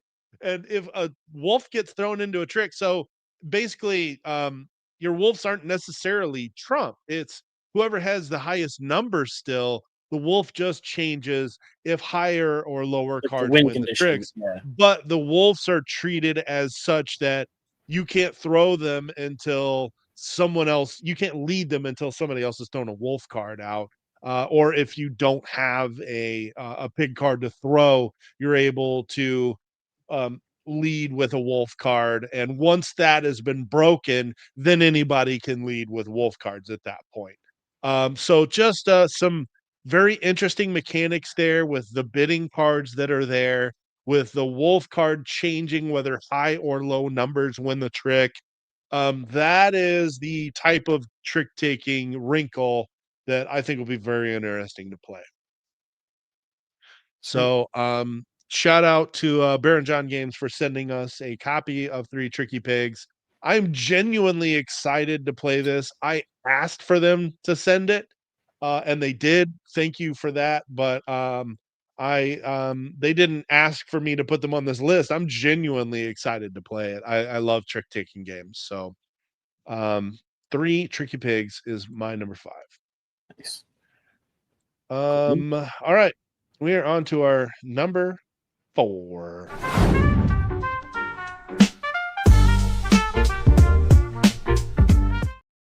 I think Number 4 is the only segue where I've got 2 transition videos, and one of them is Ghosts and Goblins. So naturally, I picked that one. I picked that one since that was your that's number what I was 5. gonna say. I was like, I like Golden Goblins right there. Anyways, if I don't die, I'll go on to my number 4. Yeah, so my number 4, I have taken this to many family gatherings. I have taken this to many conventions. It is a favorite, although at the conventions we tend to play the After Dark version, which I don't try to play with my family. But either way, Telestrations is a great game for meetups. Yeah. You're getting a card, and you've got these like notepads that are dry erase. You're going to be drawing what your card says you have, passing your notepad to the next person. They're going to flip the page and try to guess what the heck that was. That's a Buzz Lightyear. That's a pretty good Buzz Lightyear. That's a great Buzz Lightyear. Yeah. What the heck is that? Oh, that's Pooh. That's Pooh. Isn't that It, Honey over here? it does look like Honey. Yeah, that could be Pooh. Winnie the Pooh. So then you look at that, you flip it, and you write your guess on the next page. Yep. And then after you write your guess, you're going to pass that to the next person. They're going to flip the page and then draw what you wrote. So it's kind of like playing telephone, but with pictures and words. And some of the interpretations, and as I've mentioned multiple times, English is my mom's second language, so her spelling is not great. And neither is like sometimes her reading, like the difference between a sweet and a suit. Is just that E and completely changes the meaning of what's going on, and hilarity ensues. But yeah, Telestrations is a ton of fun. It can play if you have the big box, it plays up to 12, and if you're passing that pad around by the time you get to 12, like that debrief, we talk about the debrief all the time in games where you're kind of like explaining everything that's going on, and just standing up, say where you started with, and going through all the pictures is freaking hilarious. Yeah, this easily could have been on my list. I honestly assumed one of you two would pick it. Yep. I left it off. This is I may consider trying to get this out with my girlfriend's family who are not native English speakers for the same reason where actually some took all my words. cards and stuff and stuffed them into a little box. So it's almost a stocking stuffer now.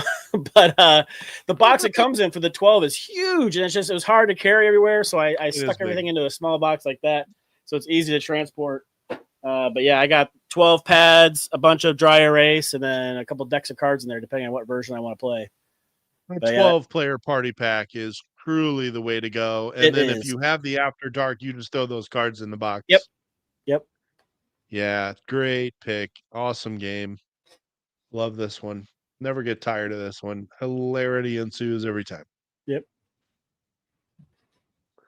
All right. So Tim's number 4. We've got a crossover alert. Not with me though. With one that Bob already talked about. What? No, go ahead. So I'm not going to go too heavy into it, but Tim's number 4 was Lightspeed Arena. Yeah, this game was great. Real time, slapping those ships down, and then hoping you do a bunch of damage to other players, and hope you don't like hit your own ship on accident, because then the tablet will make fun of you. Yeah, shooting your own ships and stuff like that. This game's a lot of fun.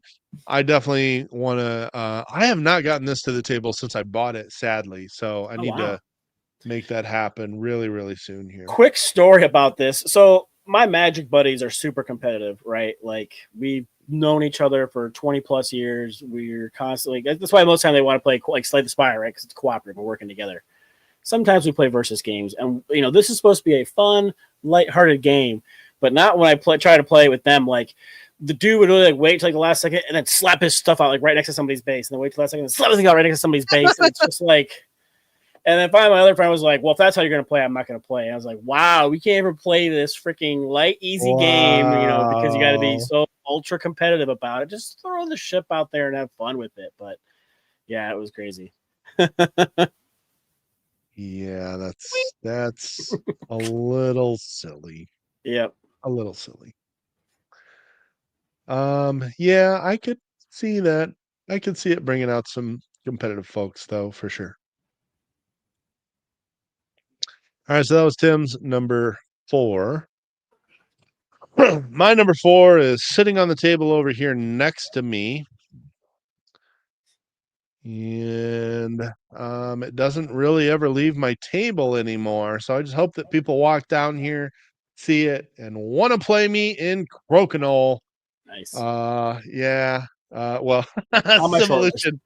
I Huh? haven't even learned Civolution yet. I bought the game like 4 months ago, and I haven't even It's tried. sitting right behind him, and there it sits forever. Yeah, there it sits, maybe for eternity. Okay, Crokinole. I got a Tracy board. I bought it last year from Tracy. Bob and Yep. I went there during our QSCon trip. Went up, hung out with Karen.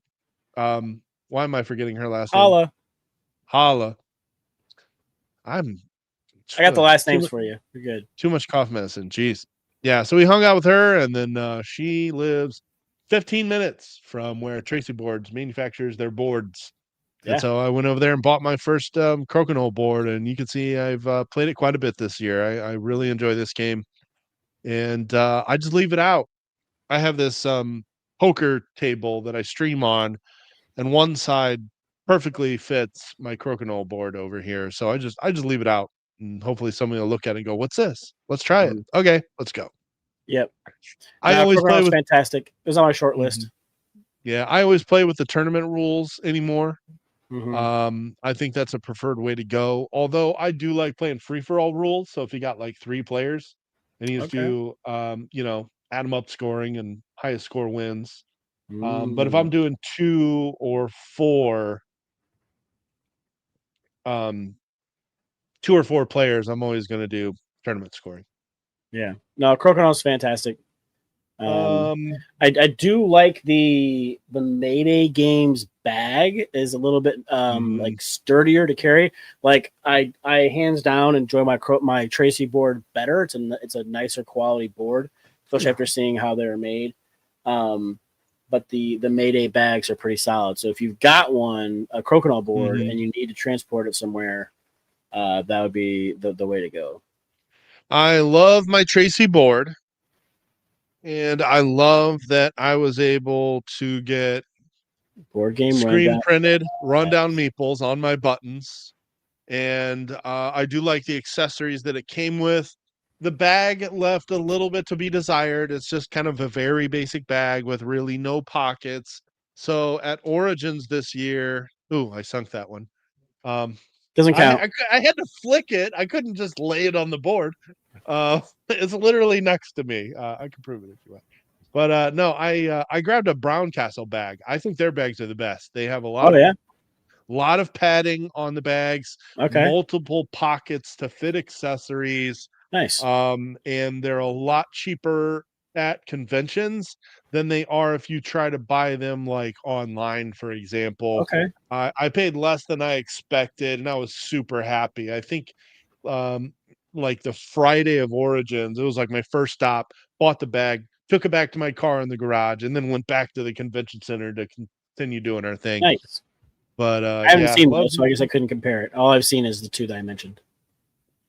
Yeah, the Brown Castle bags are great. The to answer this, David, they are very, very different games. It does have a dice rolling action selection system, so that's similar.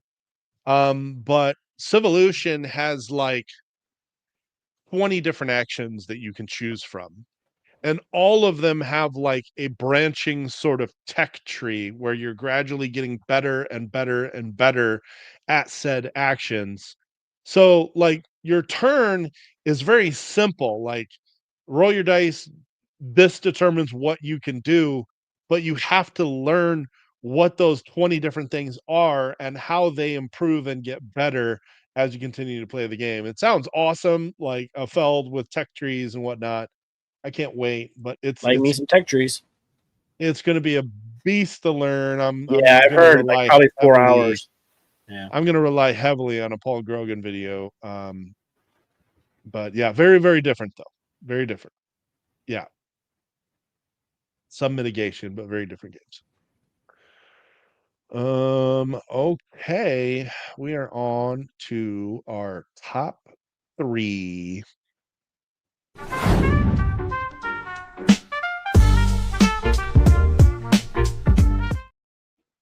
3 for 3 chapters, nice. Three, Um, three, three. that's not my pick. So my number 3, I take this game every time I go to meetups, uh, Thanksgivings, Christmas.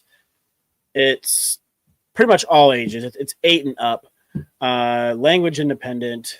Karuba is a fantastic tile laying game where you're trying to get your dudes off the beach and through the jungle. You're trying to create a path to their appropriate temple.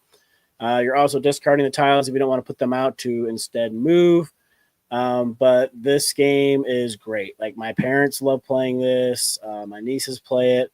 I play it. Mike and I have talked about trying to like combine 2 copies and do like a mega 8-player game, which I think would be a bunch of fun. But yeah, Karuba, if you haven't tried it, it's super simple. And I would recommend if you are picking this game up, just go ahead and get yourself a nice flat bottom bag because you have one person who's supposed to be like pile the tiles up, face down and draw them at random. That's kind of a pain in the butt. It's nicer just, pull them out of a bag. It's easier. Yeah. Everybody else will have all their tiles face up. And so whenever the person pulls one out at random, everybody else is going to take that same tile. You can put it anywhere on your map you want, but it has to be oriented with the number up top. And then you're going to be moving your people across. There's going to be gems you can pick up. Yes, flat bottom bags do make the gaming world go round. I will tell you that right now. It's where it's at. Like, I mean, get with the 21st century. If you're using a normal bag and it won't sit flat and open for you to just reach in and grab it, what are you doing with your gaming experience? It's time to level them games up. But no, like I said, this game it's fantastic. It's super simple, and always have a good time playing it. And it's half hour maybe. Yeah, I love this game. Um, I've I've definitely taught this one a lot at family gatherings in the past. I don't even know why this one didn't even hit my radar. I sort of just skimmed right over it. I feel bad. I love this game. Yeah. Easy, still top 50 for me, no question. Oh, easy. I don't even think about it. That's just where it's gonna go. It's like Haba or something too, like Haba, right? It's like Yeah, Haba, and they basically eliminated their games division too. That yeah. was way before any of the tariff stuff though. That was several 2, 3 years ago, maybe. There's a Maybe last card game version that's not nearly as good. This is the no. version you'd want to get. It's Yeah. super solid. I played this so much too. Wow, yeah, 40, nice. 43 plays. Yeah, it's fantastic. I love this one. Yeah. Great choice. All right. Tim's number 3 here. This is an all-play game. We played for the first time here recently, and this is Alibis. It's a good pick. So this kind of feels like co-op code names, and basically what you're doing is you are going to get a card, and it's going to tell you that all right, you have 2 the cards. 1 and the 8. You Yep. have to come up with a one-word clue that ties together Los Angeles and guitar. I don't know, maybe try to think of a Rage. band. Yeah, there you go. Perfect. A band from LA or Yeah. Rage, who did a song or has an album called Battle from Los Angeles.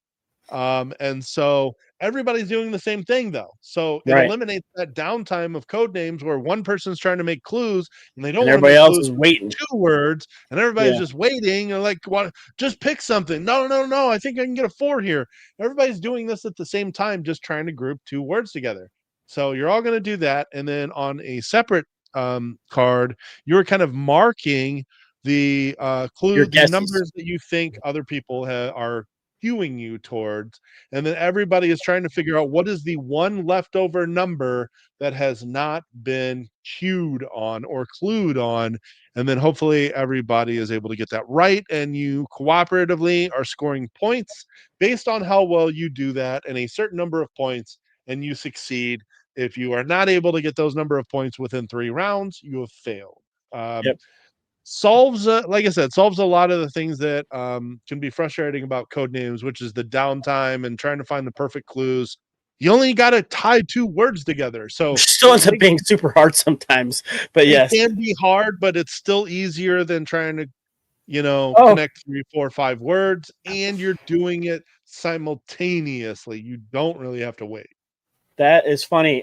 So if you are in the Discord at all, you would see that Saki and the Atlanta crew are actually playing Alibis right now as we were talking. Nice. So that is That's pretty funny. awesome. Yeah, Yeah. they are certainly playing alibis. This Yep, ended up it is. being a lot more fun than I thought it would be. Like I was kind of Yeah, like, same. okay, yeah, I always am willing to give a game a try, right? I'm well, I should say 99% of the games I'm willing to try.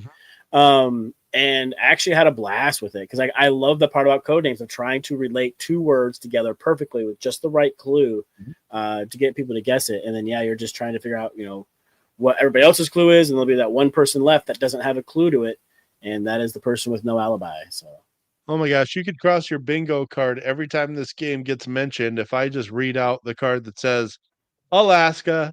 uh-oh. That's at the bottom right there. Uh-oh. Yeah. You know what? That's one thing we're gonna have to set up again on the new StreamYard. All the tickers. Yeah, not that It's all right. anybody here is gonna notice anything about that, but it's something we're doing They're behind easy the to do on scenes. the fly too. Like if you want to say something, you're just like, It is. Or if you wanted to link like horse and camera, you could go with barn porn. No, that's actually cheating. That is 2 cheating. words. It's a Yeah, compound word. yeah, it's yeah, it is. There's a hyphen, damn it. There's a hyphen there. Barn porn. All right. Anyways. That was a stretch. Yeah. Wait, Where's hold that? on. Where's Yeah, my other one? Where's my other one? There it is. I just wanted an excuse to say barn porn during this stream here. All You right. said it quite a bit. We might get flagged. Yeah, that's true.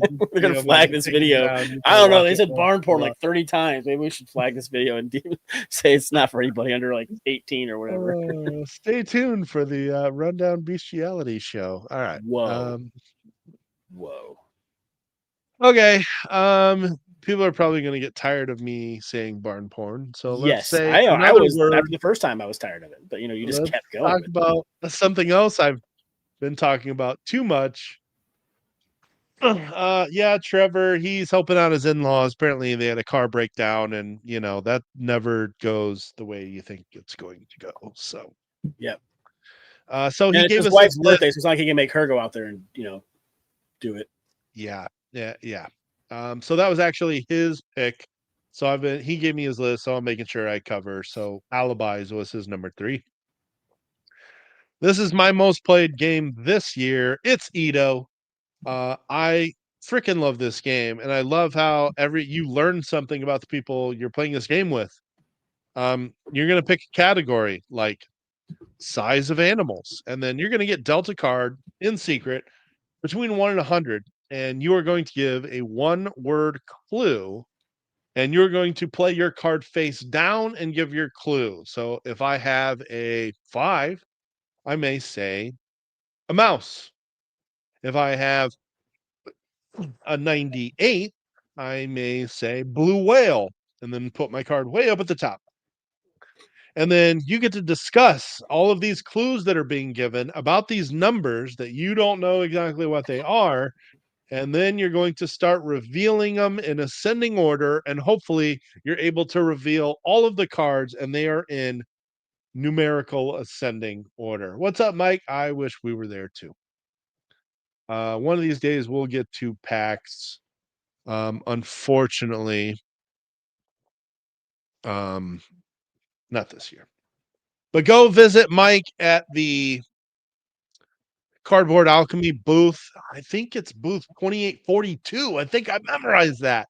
Him and Yeah. Chris Strain will be in the same place for a whole weekend. I don't Wow. know if that's A ever booth happened number before. and a last name. Look at you on fire. I know. Yeah, I'm on fire. But yeah, go visit Mike and Chris. The guys from the Full 42 at booth number 2842. Cardboard Alchemy puts out banger games, and they got some new stuff coming that looks awesome too. Real quick, Trevor, aren't you in like South Korea? Because I think it's a Japanese game. I feel like you should be able to find that somewhere over there. I'm not sure how easy those markets work together. Yeah, But I this know that Arcane Wonders brought it over to the States. So man, it's crazy that it's that difficult to find over there. maybe this because Edo is a re-implementation of Edo Rainbow, so maybe you'll be able to find this version. I don't know. Well, I don't know if you remember Patrick's copy that he had. That was the original Japanese version, and it did not look like that. I Okay, think this is just a different, more colorful version of the other one. maybe so. And it still basically sounds exactly the same. Yeah, I think it's just because it's a very black and white, orange colors, kind of drab color palette. So they probably just made a more colorful version. It's kind of like the Grinch, right? Yeah. Hmm. But yeah, I just love Same shape, Edo. It's new fun art. getting into those debates on like, how big of an animal somebody has. But some of these are like really subjective too. Famous people you would like to be. Like, how well do you know the Ooh. people you're playing this game with? Do they actually want to be um like Bill Clinton? Or is that somebody they would not like to be? In the 90s or now? Right. Or is You this can say just that, and that would Or is change this your. somebody that's from Arkansas that just really likes Bill Clinton? You need to know a little bit about people you're playing this game with. And if you don't, you're going to learn a little bit about people you're playing the game with. And that's what makes it so fun. And it Mhm. plays so fast. I end up playing it usually 10, 15 times in a row. And that's why I have an insane amount of plays all from this year. I love Edo. I will get it out every chance I get. All right. Yeah, like Michael Jordan. Yeah. Mhm. Couch Mike. Yeah, that's probably That's with more no like pants. well, anybody that can chill on a recliner without pants, I feel like that's somebody you want to You're be. hashtag winning at that point. Yeah, right. Yeah. Yeah, that's very true. Mhm. Michael So, Jordan. I Mike, what's mean, the over under on interviews with pantsless interviews? You just got like the shirt and the tie, and you're like, oh, I got my dog out, and you stand up and you got like just your underwear on. well, I got a colored shirt on with pajama pants on currently, so Yeah, yeah, there you go. Yeah, Michael Jordan now or Michael Jordan in the 90s? exactly. Because now he's got like jaundice and probably heavy gambling debt. Anyway. Wow, Uh, terrible. oh boy. Okay. Let's get away from the controversy and go on to number two.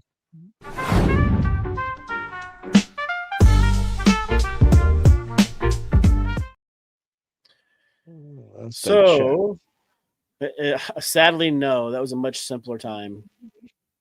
Um, Nice. My number two, it never occurred to me how much I take this game places until I heard Mike make the comment, like, I think that's the most beat up box I've seen in your collection. Abyss is fantastic. It has awesome art. It has awesome like mechanisms where you're involved in everybody else's turn. And my family loves playing this game. It's a little heavier than some of the previous games I've mentioned, but it's still super simple to teach because you really only have 3 actions that you can choose from. You're either exploring the depths and trying to gain those little allies across the top, which everybody else has dibs on before you get to choose if you want it or not. You're going to gain support from the council, which is just taking one of those stacks of cards so your turn is over quick, or you're going to be taking the allies from your hands and recruiting one of those lords from the bottom. And those lords have like really cool abilities. You get these locations that can then either give you more end game points or in game abilities. There's these monsters that you fight, and you can either choose to take the reward that it's at or keep pushing, and that reward keeps getting bigger and bigger each time it gets pushed down. And they got a reprint now, which this is what you're seeing right here, which is really great because it puts that side part of the board on with that face where it has a place for your locations. The old board didn't have that. You just kind of laid the locations next to the board. But yeah, this game is fantastic. And the expansion that adds the black pearls just adds another twist where you can spend the black pearls, but you can only spend one at a time. And they're negative. Whoever has the most of those at the end of the game is going to get a bunch of negative points. But they're easy to get. So, because that's kind of the currency is pearls, which is super cool because you're underwater, right? And so pearls are the currency, and that's what you're spending to gain the cards and whatnot. So, it's just a really fun, kind of unique game with fantastic art, and it's super easy to teach because of the fact, like I said, you have 3 basic actions that you choose from, and it's fun. I do not know what this is. Nor do I. But welcome, Chosen Valley Buffalo. Yes, welcome. What is this? Save the humans at the Jupiter deep colony from the alien creeps. It almost was. It was the second one I added to my list, so that's why it ended up being number 2. But yeah, I do. This one does get a lot of play at family times, so it was up there pretty high, and I think that more people should teach it to people they know. I hadn't heard of this, so I just want to know more about it. Yeah, scroll down a little more so I can see the box art better. Oh, I guess the other way. There you go. Wow, yeah, cooperative game. Creations. Haven't seen it. Haven't heard of it. Looks cool. Yeah. All right, what's Tim got for his number 2? Oh, he's got one we have certainly talked about a whole lot. I'll let you give the synopsis of this one, but it is 25th Century's Sausage Sizzle. Oh yeah, rolling dice, trying to collect sets and get the most points. Yep. I've played this with family. Everybody chanting sausage as you're trying to reroll your dice, and they're hoping you basically kind of bust. But yeah, it's a small box game, so I left it off my list. Yeah. I really probably should have thought about that better, but oh well. Oh well, just get big stockings. Yeah, or boxes. Yeah, Sausage Sizzle is a lot of quick fun, easy to get to the table, and yeah, easy to teach and get people enjoying it. The expansion exploded up. So you mean like the ones that give you the black pearls? Well, they kind of have to be the same size if they're going in that deck, right? I mean, I ended up sleeving all of my cards just because I got played so much. Like the cards were just getting beat up and shuffled a lot. But yeah, wouldn't they have to be the same size so they don't stand out? So you know which ones they are. Anyways. Yeah, what's that expansion called with the black kind of shards? It was the Kraken expansion, right? Yeah. Yep. That's right. Oh, they weren't the same size. Oh, maybe I didn't notice because mine are sleeves. So, and that would suck because I imagine you shuffle everything up, and if they're kind of sticking out, when those are coming up, that'd be unfortunate. They do make the small sleeves for those, so maybe that might be the route to go for you to help solve that.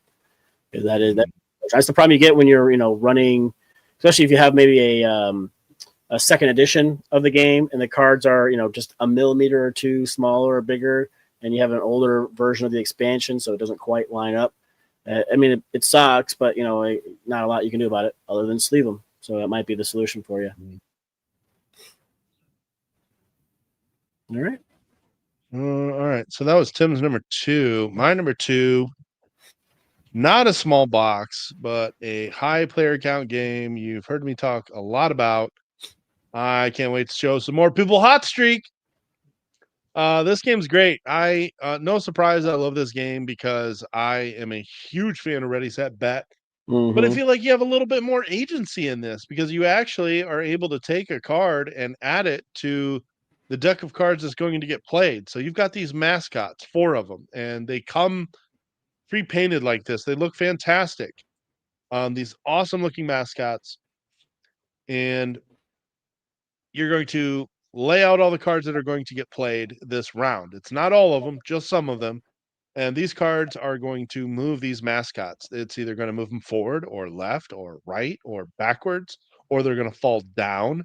But if he were to go right, he'd fall off the racetrack. He'd get disqualified. He'd go in 4th place, and then the race continues. And you keep going until everybody has finished or everybody has been finished or disqualified. And before you do that, you actually look at all these cards that are out here, plus your little hand of cards, of which you get to take one and add it to the deck of cards that move the racers, and you are going to collect bets. These bets are going to give you money. So, do you think that the hot dog is going to win the race? If so, based on looking at these cards, you may want to take this, and then you'll get $10 if he wins the race. Or you can flip this over to the risky side where you get 15 if he wins. I think it's 8 if he comes in second, or you lose money if he comes in third. So there's a higher payout if he does better, but you lose money if he does worse. There's also kind of these like side bets that you can place. Like, do you think somebody is going to get? Yeah, I was gonna say, I've been Andrew, hearing this it's been selling recently out a lot, but that's good. yeah, this recently got reprinted. It was only available on CMYK's website. That was the only way you could get it. That's how I bought it. But they reprinted it, and they are also fulfilling it from Amazon as well. I actually have been wanting to get Magical Athlete from CMYK as well. That is out of print, and it is supposed to be back available, I believe, next month. Another racing game, by the way. But this one, you're betting on the race. I just like that you have agency. You can throw a card in there and you have information that other people don't. And the bets that you place, they're not real time and you have to beat somebody to them. It's a snake draft. So if you're the first person to pick your bet, you're the last person to take your second bet. And you only take 2 bets per round. These side bets are interesting. Will Hurley finish in the bottom 2? Hurley is one of the mascots. They all have names. And there's a fun thing in the rule book too. I mean, obviously this presentation is amazing. It comes in this great box. It's got a vinyl racetrack, and you just spin this like wheel, and the racetrack like rolls out onto the table, and the mascots are like perfectly contained inside of the box, and it actually like displays them like this. It's a fantastic presentation, but it is so fun to play. I can't wait to play this with more people. I've only played it with us 3, and I haven't gotten to play it with the 9 that it supports. That would just be Wow, insane. that would be Yeah. insane. I really do appreciate the mascots and like the theme. I think it's hilarious Mm. that because you watch mascots run sometimes, and it's hard to see what's going on. They're running into each other. They're getting turned sideways and whatnot. And those bits are great. So yeah, the pre-painted minis are fantastic. Yeah. Now I'm totally drawing a brain fart. I forgot what else I was going to say. Sorry. That's okay. Hot Streak is amazing. Pick it up if you have the chance, and it's pretty cheap. Yeah, that's what I heard, Jason. I mean Andrew. I really wish I could have came, but that was a bad weekend for me. I had stuff Yeah. going on. Wow. 8. Nice. Ah, yeah. Man, that would be so fun. Yeah, I showed this to some other people that like immediately went and tried to get it and were upset when it was out of print. I told them it was back in stock, so I think they got a copy now. But it's fun. It's going to be really high in my top 50 when we re-rank games. I love it. All right, down to our number 1 game for Thanksgiving.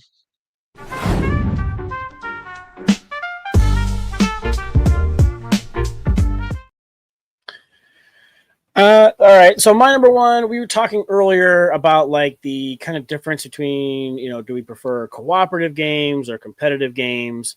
And I definitely do feel like, competitive or cooperative games tend to go over a little better. They're easier to bring people in because you can kind of help people with their turns. They're not sure like what to do. As long as you're careful not to like alpha game it and just take the fun away from them, let them play their own game. But Defenders of the Realm has been a fantastic hit with my nieces. They really enjoy this. One of my nieces, I bought her after she really enjoyed this. I bought her Pandemic Season 1. She played with a bunch of her friends, and they played through the whole thing and really, really enjoyed it. But Defenders of the Realm is to me like a Pandemic. I don't know, say killer because I'm not sure which one kind of came out first. But I would much rather play this because it's fantasy themed. There's a lot more characters to choose from. We've played this multiple times over Thanksgiving and like Christmas holidays and whatnot, and it's fantastic. You got a band of heroes in Monarch City. There are these 4 generals on the outskirts of the board. You're drawing darkness spreads cards, and like minions are spawning, and the generals are moving in. You're going around trying to keep the minions, minimized so they don't taint the world, while you're collecting the cards you need to help fight off all of the generals. And as you kill off the generals, everything escalates. You're drawing more and more cards from the darkness spreads, and everything's moving kind of faster. And it's fantastic. They're doing a reprint. Unfortunately, when I saw it at Gen Con and I tried to ask a dude there, like, hey, what's the difference? He didn't know what was going on. He seemed very uninterested in doing what he was supposed to be doing. So I know some of the art has changed. I'm not sure, how many characters will be in the base box, what kind of plans they have for expansions and whatnot. I'm fortunate enough to have the old version and a shit ton of the expansions, like just about all of them. We even played, I have the dragons, and apparently you're only supposed to play like maybe 1 or 2 dragons. There's some where you can do all the dragons, and we did, all dragons one time. We got our asses handed to us. But we didn't care. It was still a bunch of fun. You pick your favorite characters. You want to be a barbarian, a wizard, a druid, shapeshifter, or whatever you want to be, and then just fight off minions and do what they do. So, yeah, this game's awesome. This is easily one of my favorite co-op games. nice. It's definitely my favorite crisis management game, no question. Yeah. And I'm not sure like what it is, like why I enjoy. I mean, because it's very similar mechanisms with those paint jobs. Yeah, I know what they're it is. painted. You have to a shit ton. It is a very technical term, shit ton. It is. That is measurable. Because as the minions spawn, if you get too many minions, they will taint the land. They explode out, kind of like you would in like Pandemic with the virus, kind of exploding out from different areas and whatnot. So that's where it's very similar. I just don't enjoy Pandemic nearly as much as I do this one, because like I said, I love fantasy based things, and like those base 8 characters I think is what let me see, rogue, ranger, dwarf, I think those are the base characters, but I've got a stack of characters for this, and it's fantastic. So it is for me, what it is when you're playing Pandemic and you go to take an action and you're trying to remove disease, hey there, and you're trying to remove disease from the board, it's just okay. I've got 3 points worth of actions here. I'll remove 3 remove cubes. 3 cubes. I'll remove 1 cube from here. I'll take 2 cubes from there. Well, this, you're slaying monsters, and that's automatically thematically better. Number 1. Mm-hmm. Number 2, you're not guaranteed success. You roll a die, and that You're determines how successful you are. Yes. Yeah. You may not get any, or you get a Mm-hmm. whole bunch of them. Yeah. And when your teammates roll a 6, that's exciting. Like when it's not your turn, it's like, yes, nice job. That is what makes it for me. No question. I'll take 3 cubes from here. Yeah. Supposed to be. It was too realistic for my blood. Yeah, just I agree. I'm not a huge Pandemic fan. Good pick. All right, so I originally didn't have this as my number 1, but let's just get the elephant. Address the elephant in the room. It's flip Tim's 7. Is that his number 1? Yeah, that was his number 1. I had it at number 10 just so I could like address it before. Well, like, Gotcha. no, I'll just wait. I'll throw them all out there both at the same time. This game's fantastic. It you just get everything you want out of this game. You want a good push your luck game that anybody can play.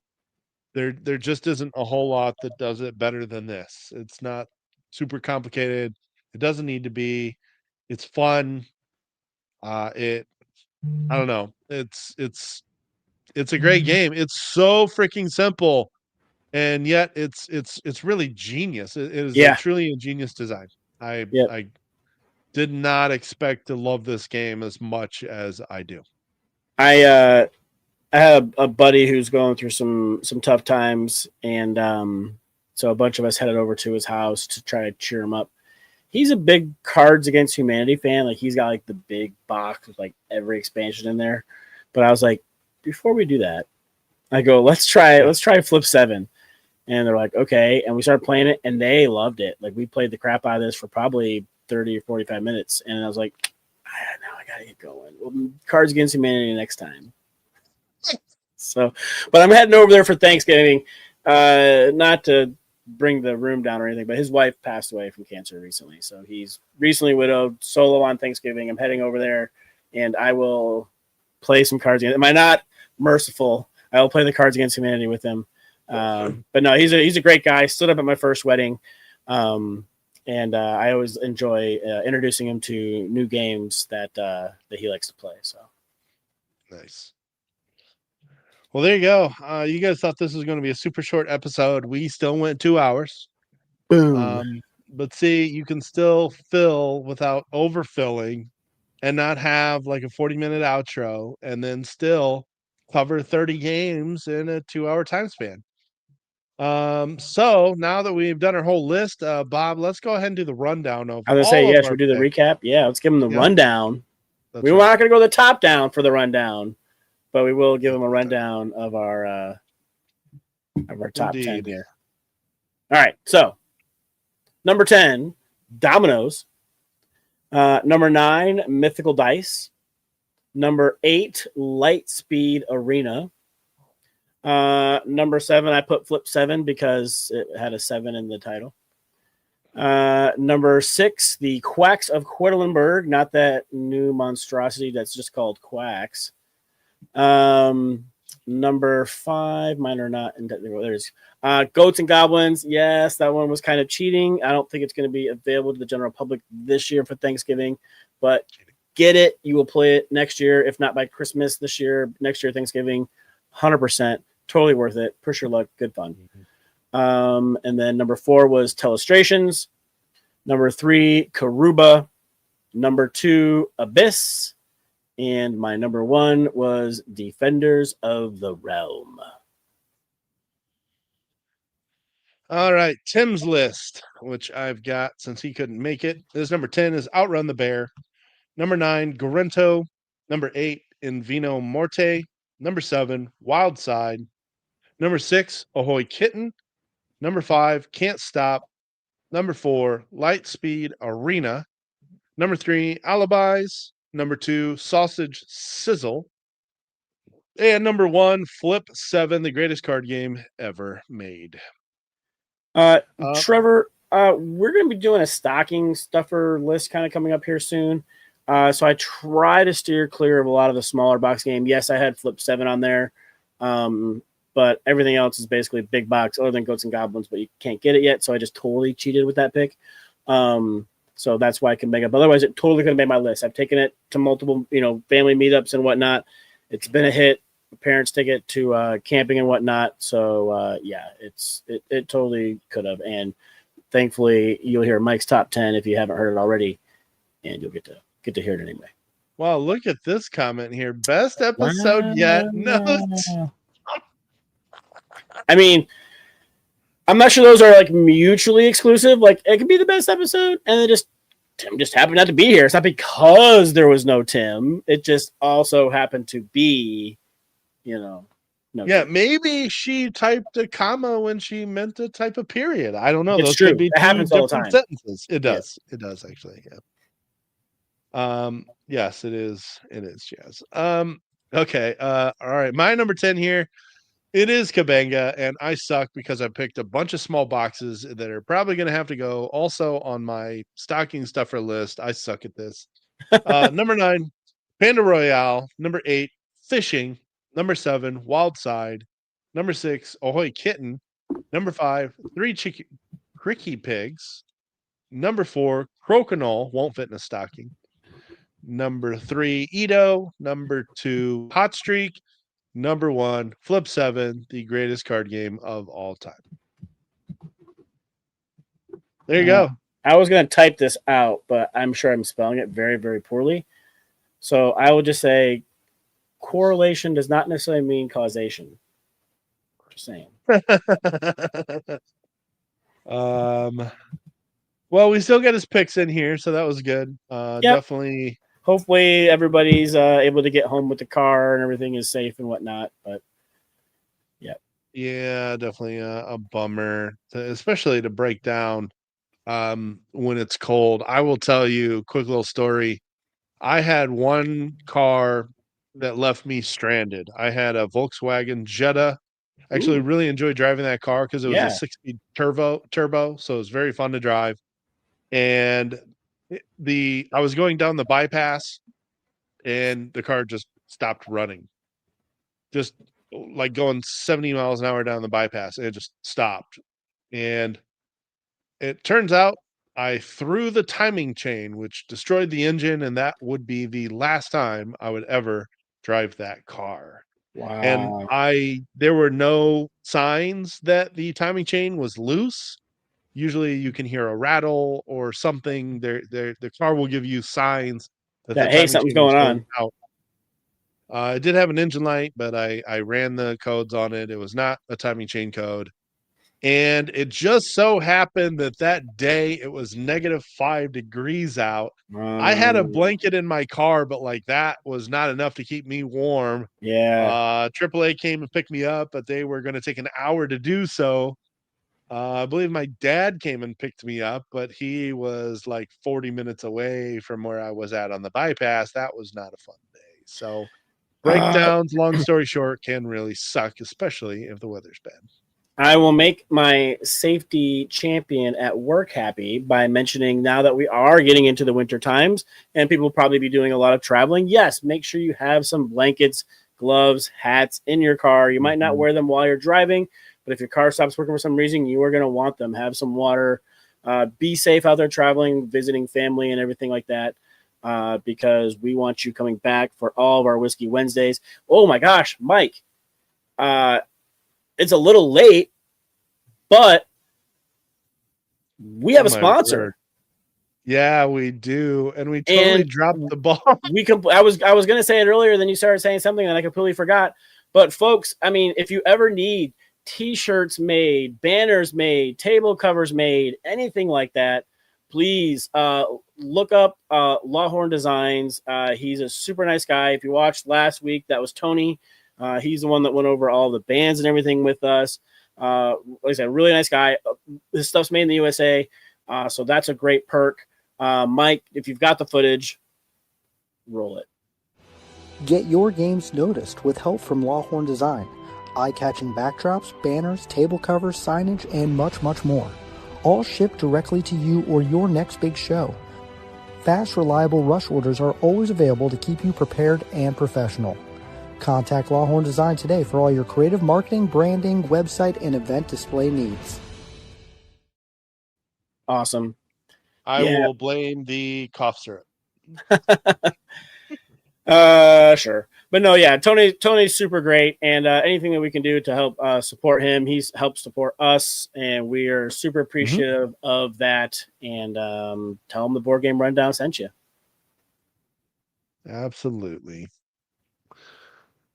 I think that pretty much wraps it up for this week. Next week, so we're gonna do we're gonna do the Irish goodbye and just kind of hit it and walk away, or are we gonna do the Midwestern goodbye and stay here and talk for another 45 minutes? I am not a Midwestern goodbye person. Me either. I'm like, hey, it's been great. It's awesome. I gotta go. You gotta go. Let's just go. Yeah, I mean, we've covered our content. We did it in a reasonable amount of time. I will say there's some people, like when I'm trying to I have to disagree with this. I have one of these buddies. Anytime I go and visit him, or anytime I see him, and I make it very clear that like I'm about to leave, I'll put the shoes on, and then he'll start another conversation, and then I start jiggling my keys, and he starts another conversation. I literally get anxious. It like my anxiety goes through the roof. And it's like, please, just let me go. I literally had to tell Tim that, like, okay, Tim, when I'm like, anyways, that's your cue to wrap it up. Let's go. The dude's got shit to do. Everybody's glad to see you, but we got to let people move on with their life. Title of my sex tape. I don't know last tidbit. Next week is our Friendsgiving. It is our third annual Friendsgiving celebration. So we've been doing this thing for 3 years now, which is crazy to think. So we'll probably play some games. We'll goof off. If you guys want to join the show, just let us know. Yeah, I didn't see much for comments on the way that in our comment section here as far as that's concerned. So please, in the Whiskey Wednesday chat on Discord, I'm pointing this way because I'm had Discord up on my other screen. Leave a comment in there on suggestions on what you guys kind of want. Do you want us to try to do like a call-in? Do we want to have like guests on? Do we want to watch us play games? Like, not saying that's what we're going to do. We're just curious what you guys want. Probably going to end up just playing games and hopefully I can figure out my top down by then. So we'll see. I mean, worst case scenario, if not, I'll stream from here. I'll figure it out. I can't really do that, actually. I have to be at my girlfriend's house next week. Her parents will still be in town. I'll figure it out. It's cool. So I ain't worried about it. I'm sure. I ain't scared. Worst case scenario, film from the studio. There you go. And then there's a top down. Yep. Studio's been moved to Bob's house. So there were some expenses occurred there. Something else. Yeah, so if you feel like supporting the show and helping us pay for that equipment we put in Bob's house, we have a Patreon. We appreciate it. But if not, we just thank you for the likes and the likes, subs, shares, and just tell for your watching. Friends. That's good enough for us. Yep.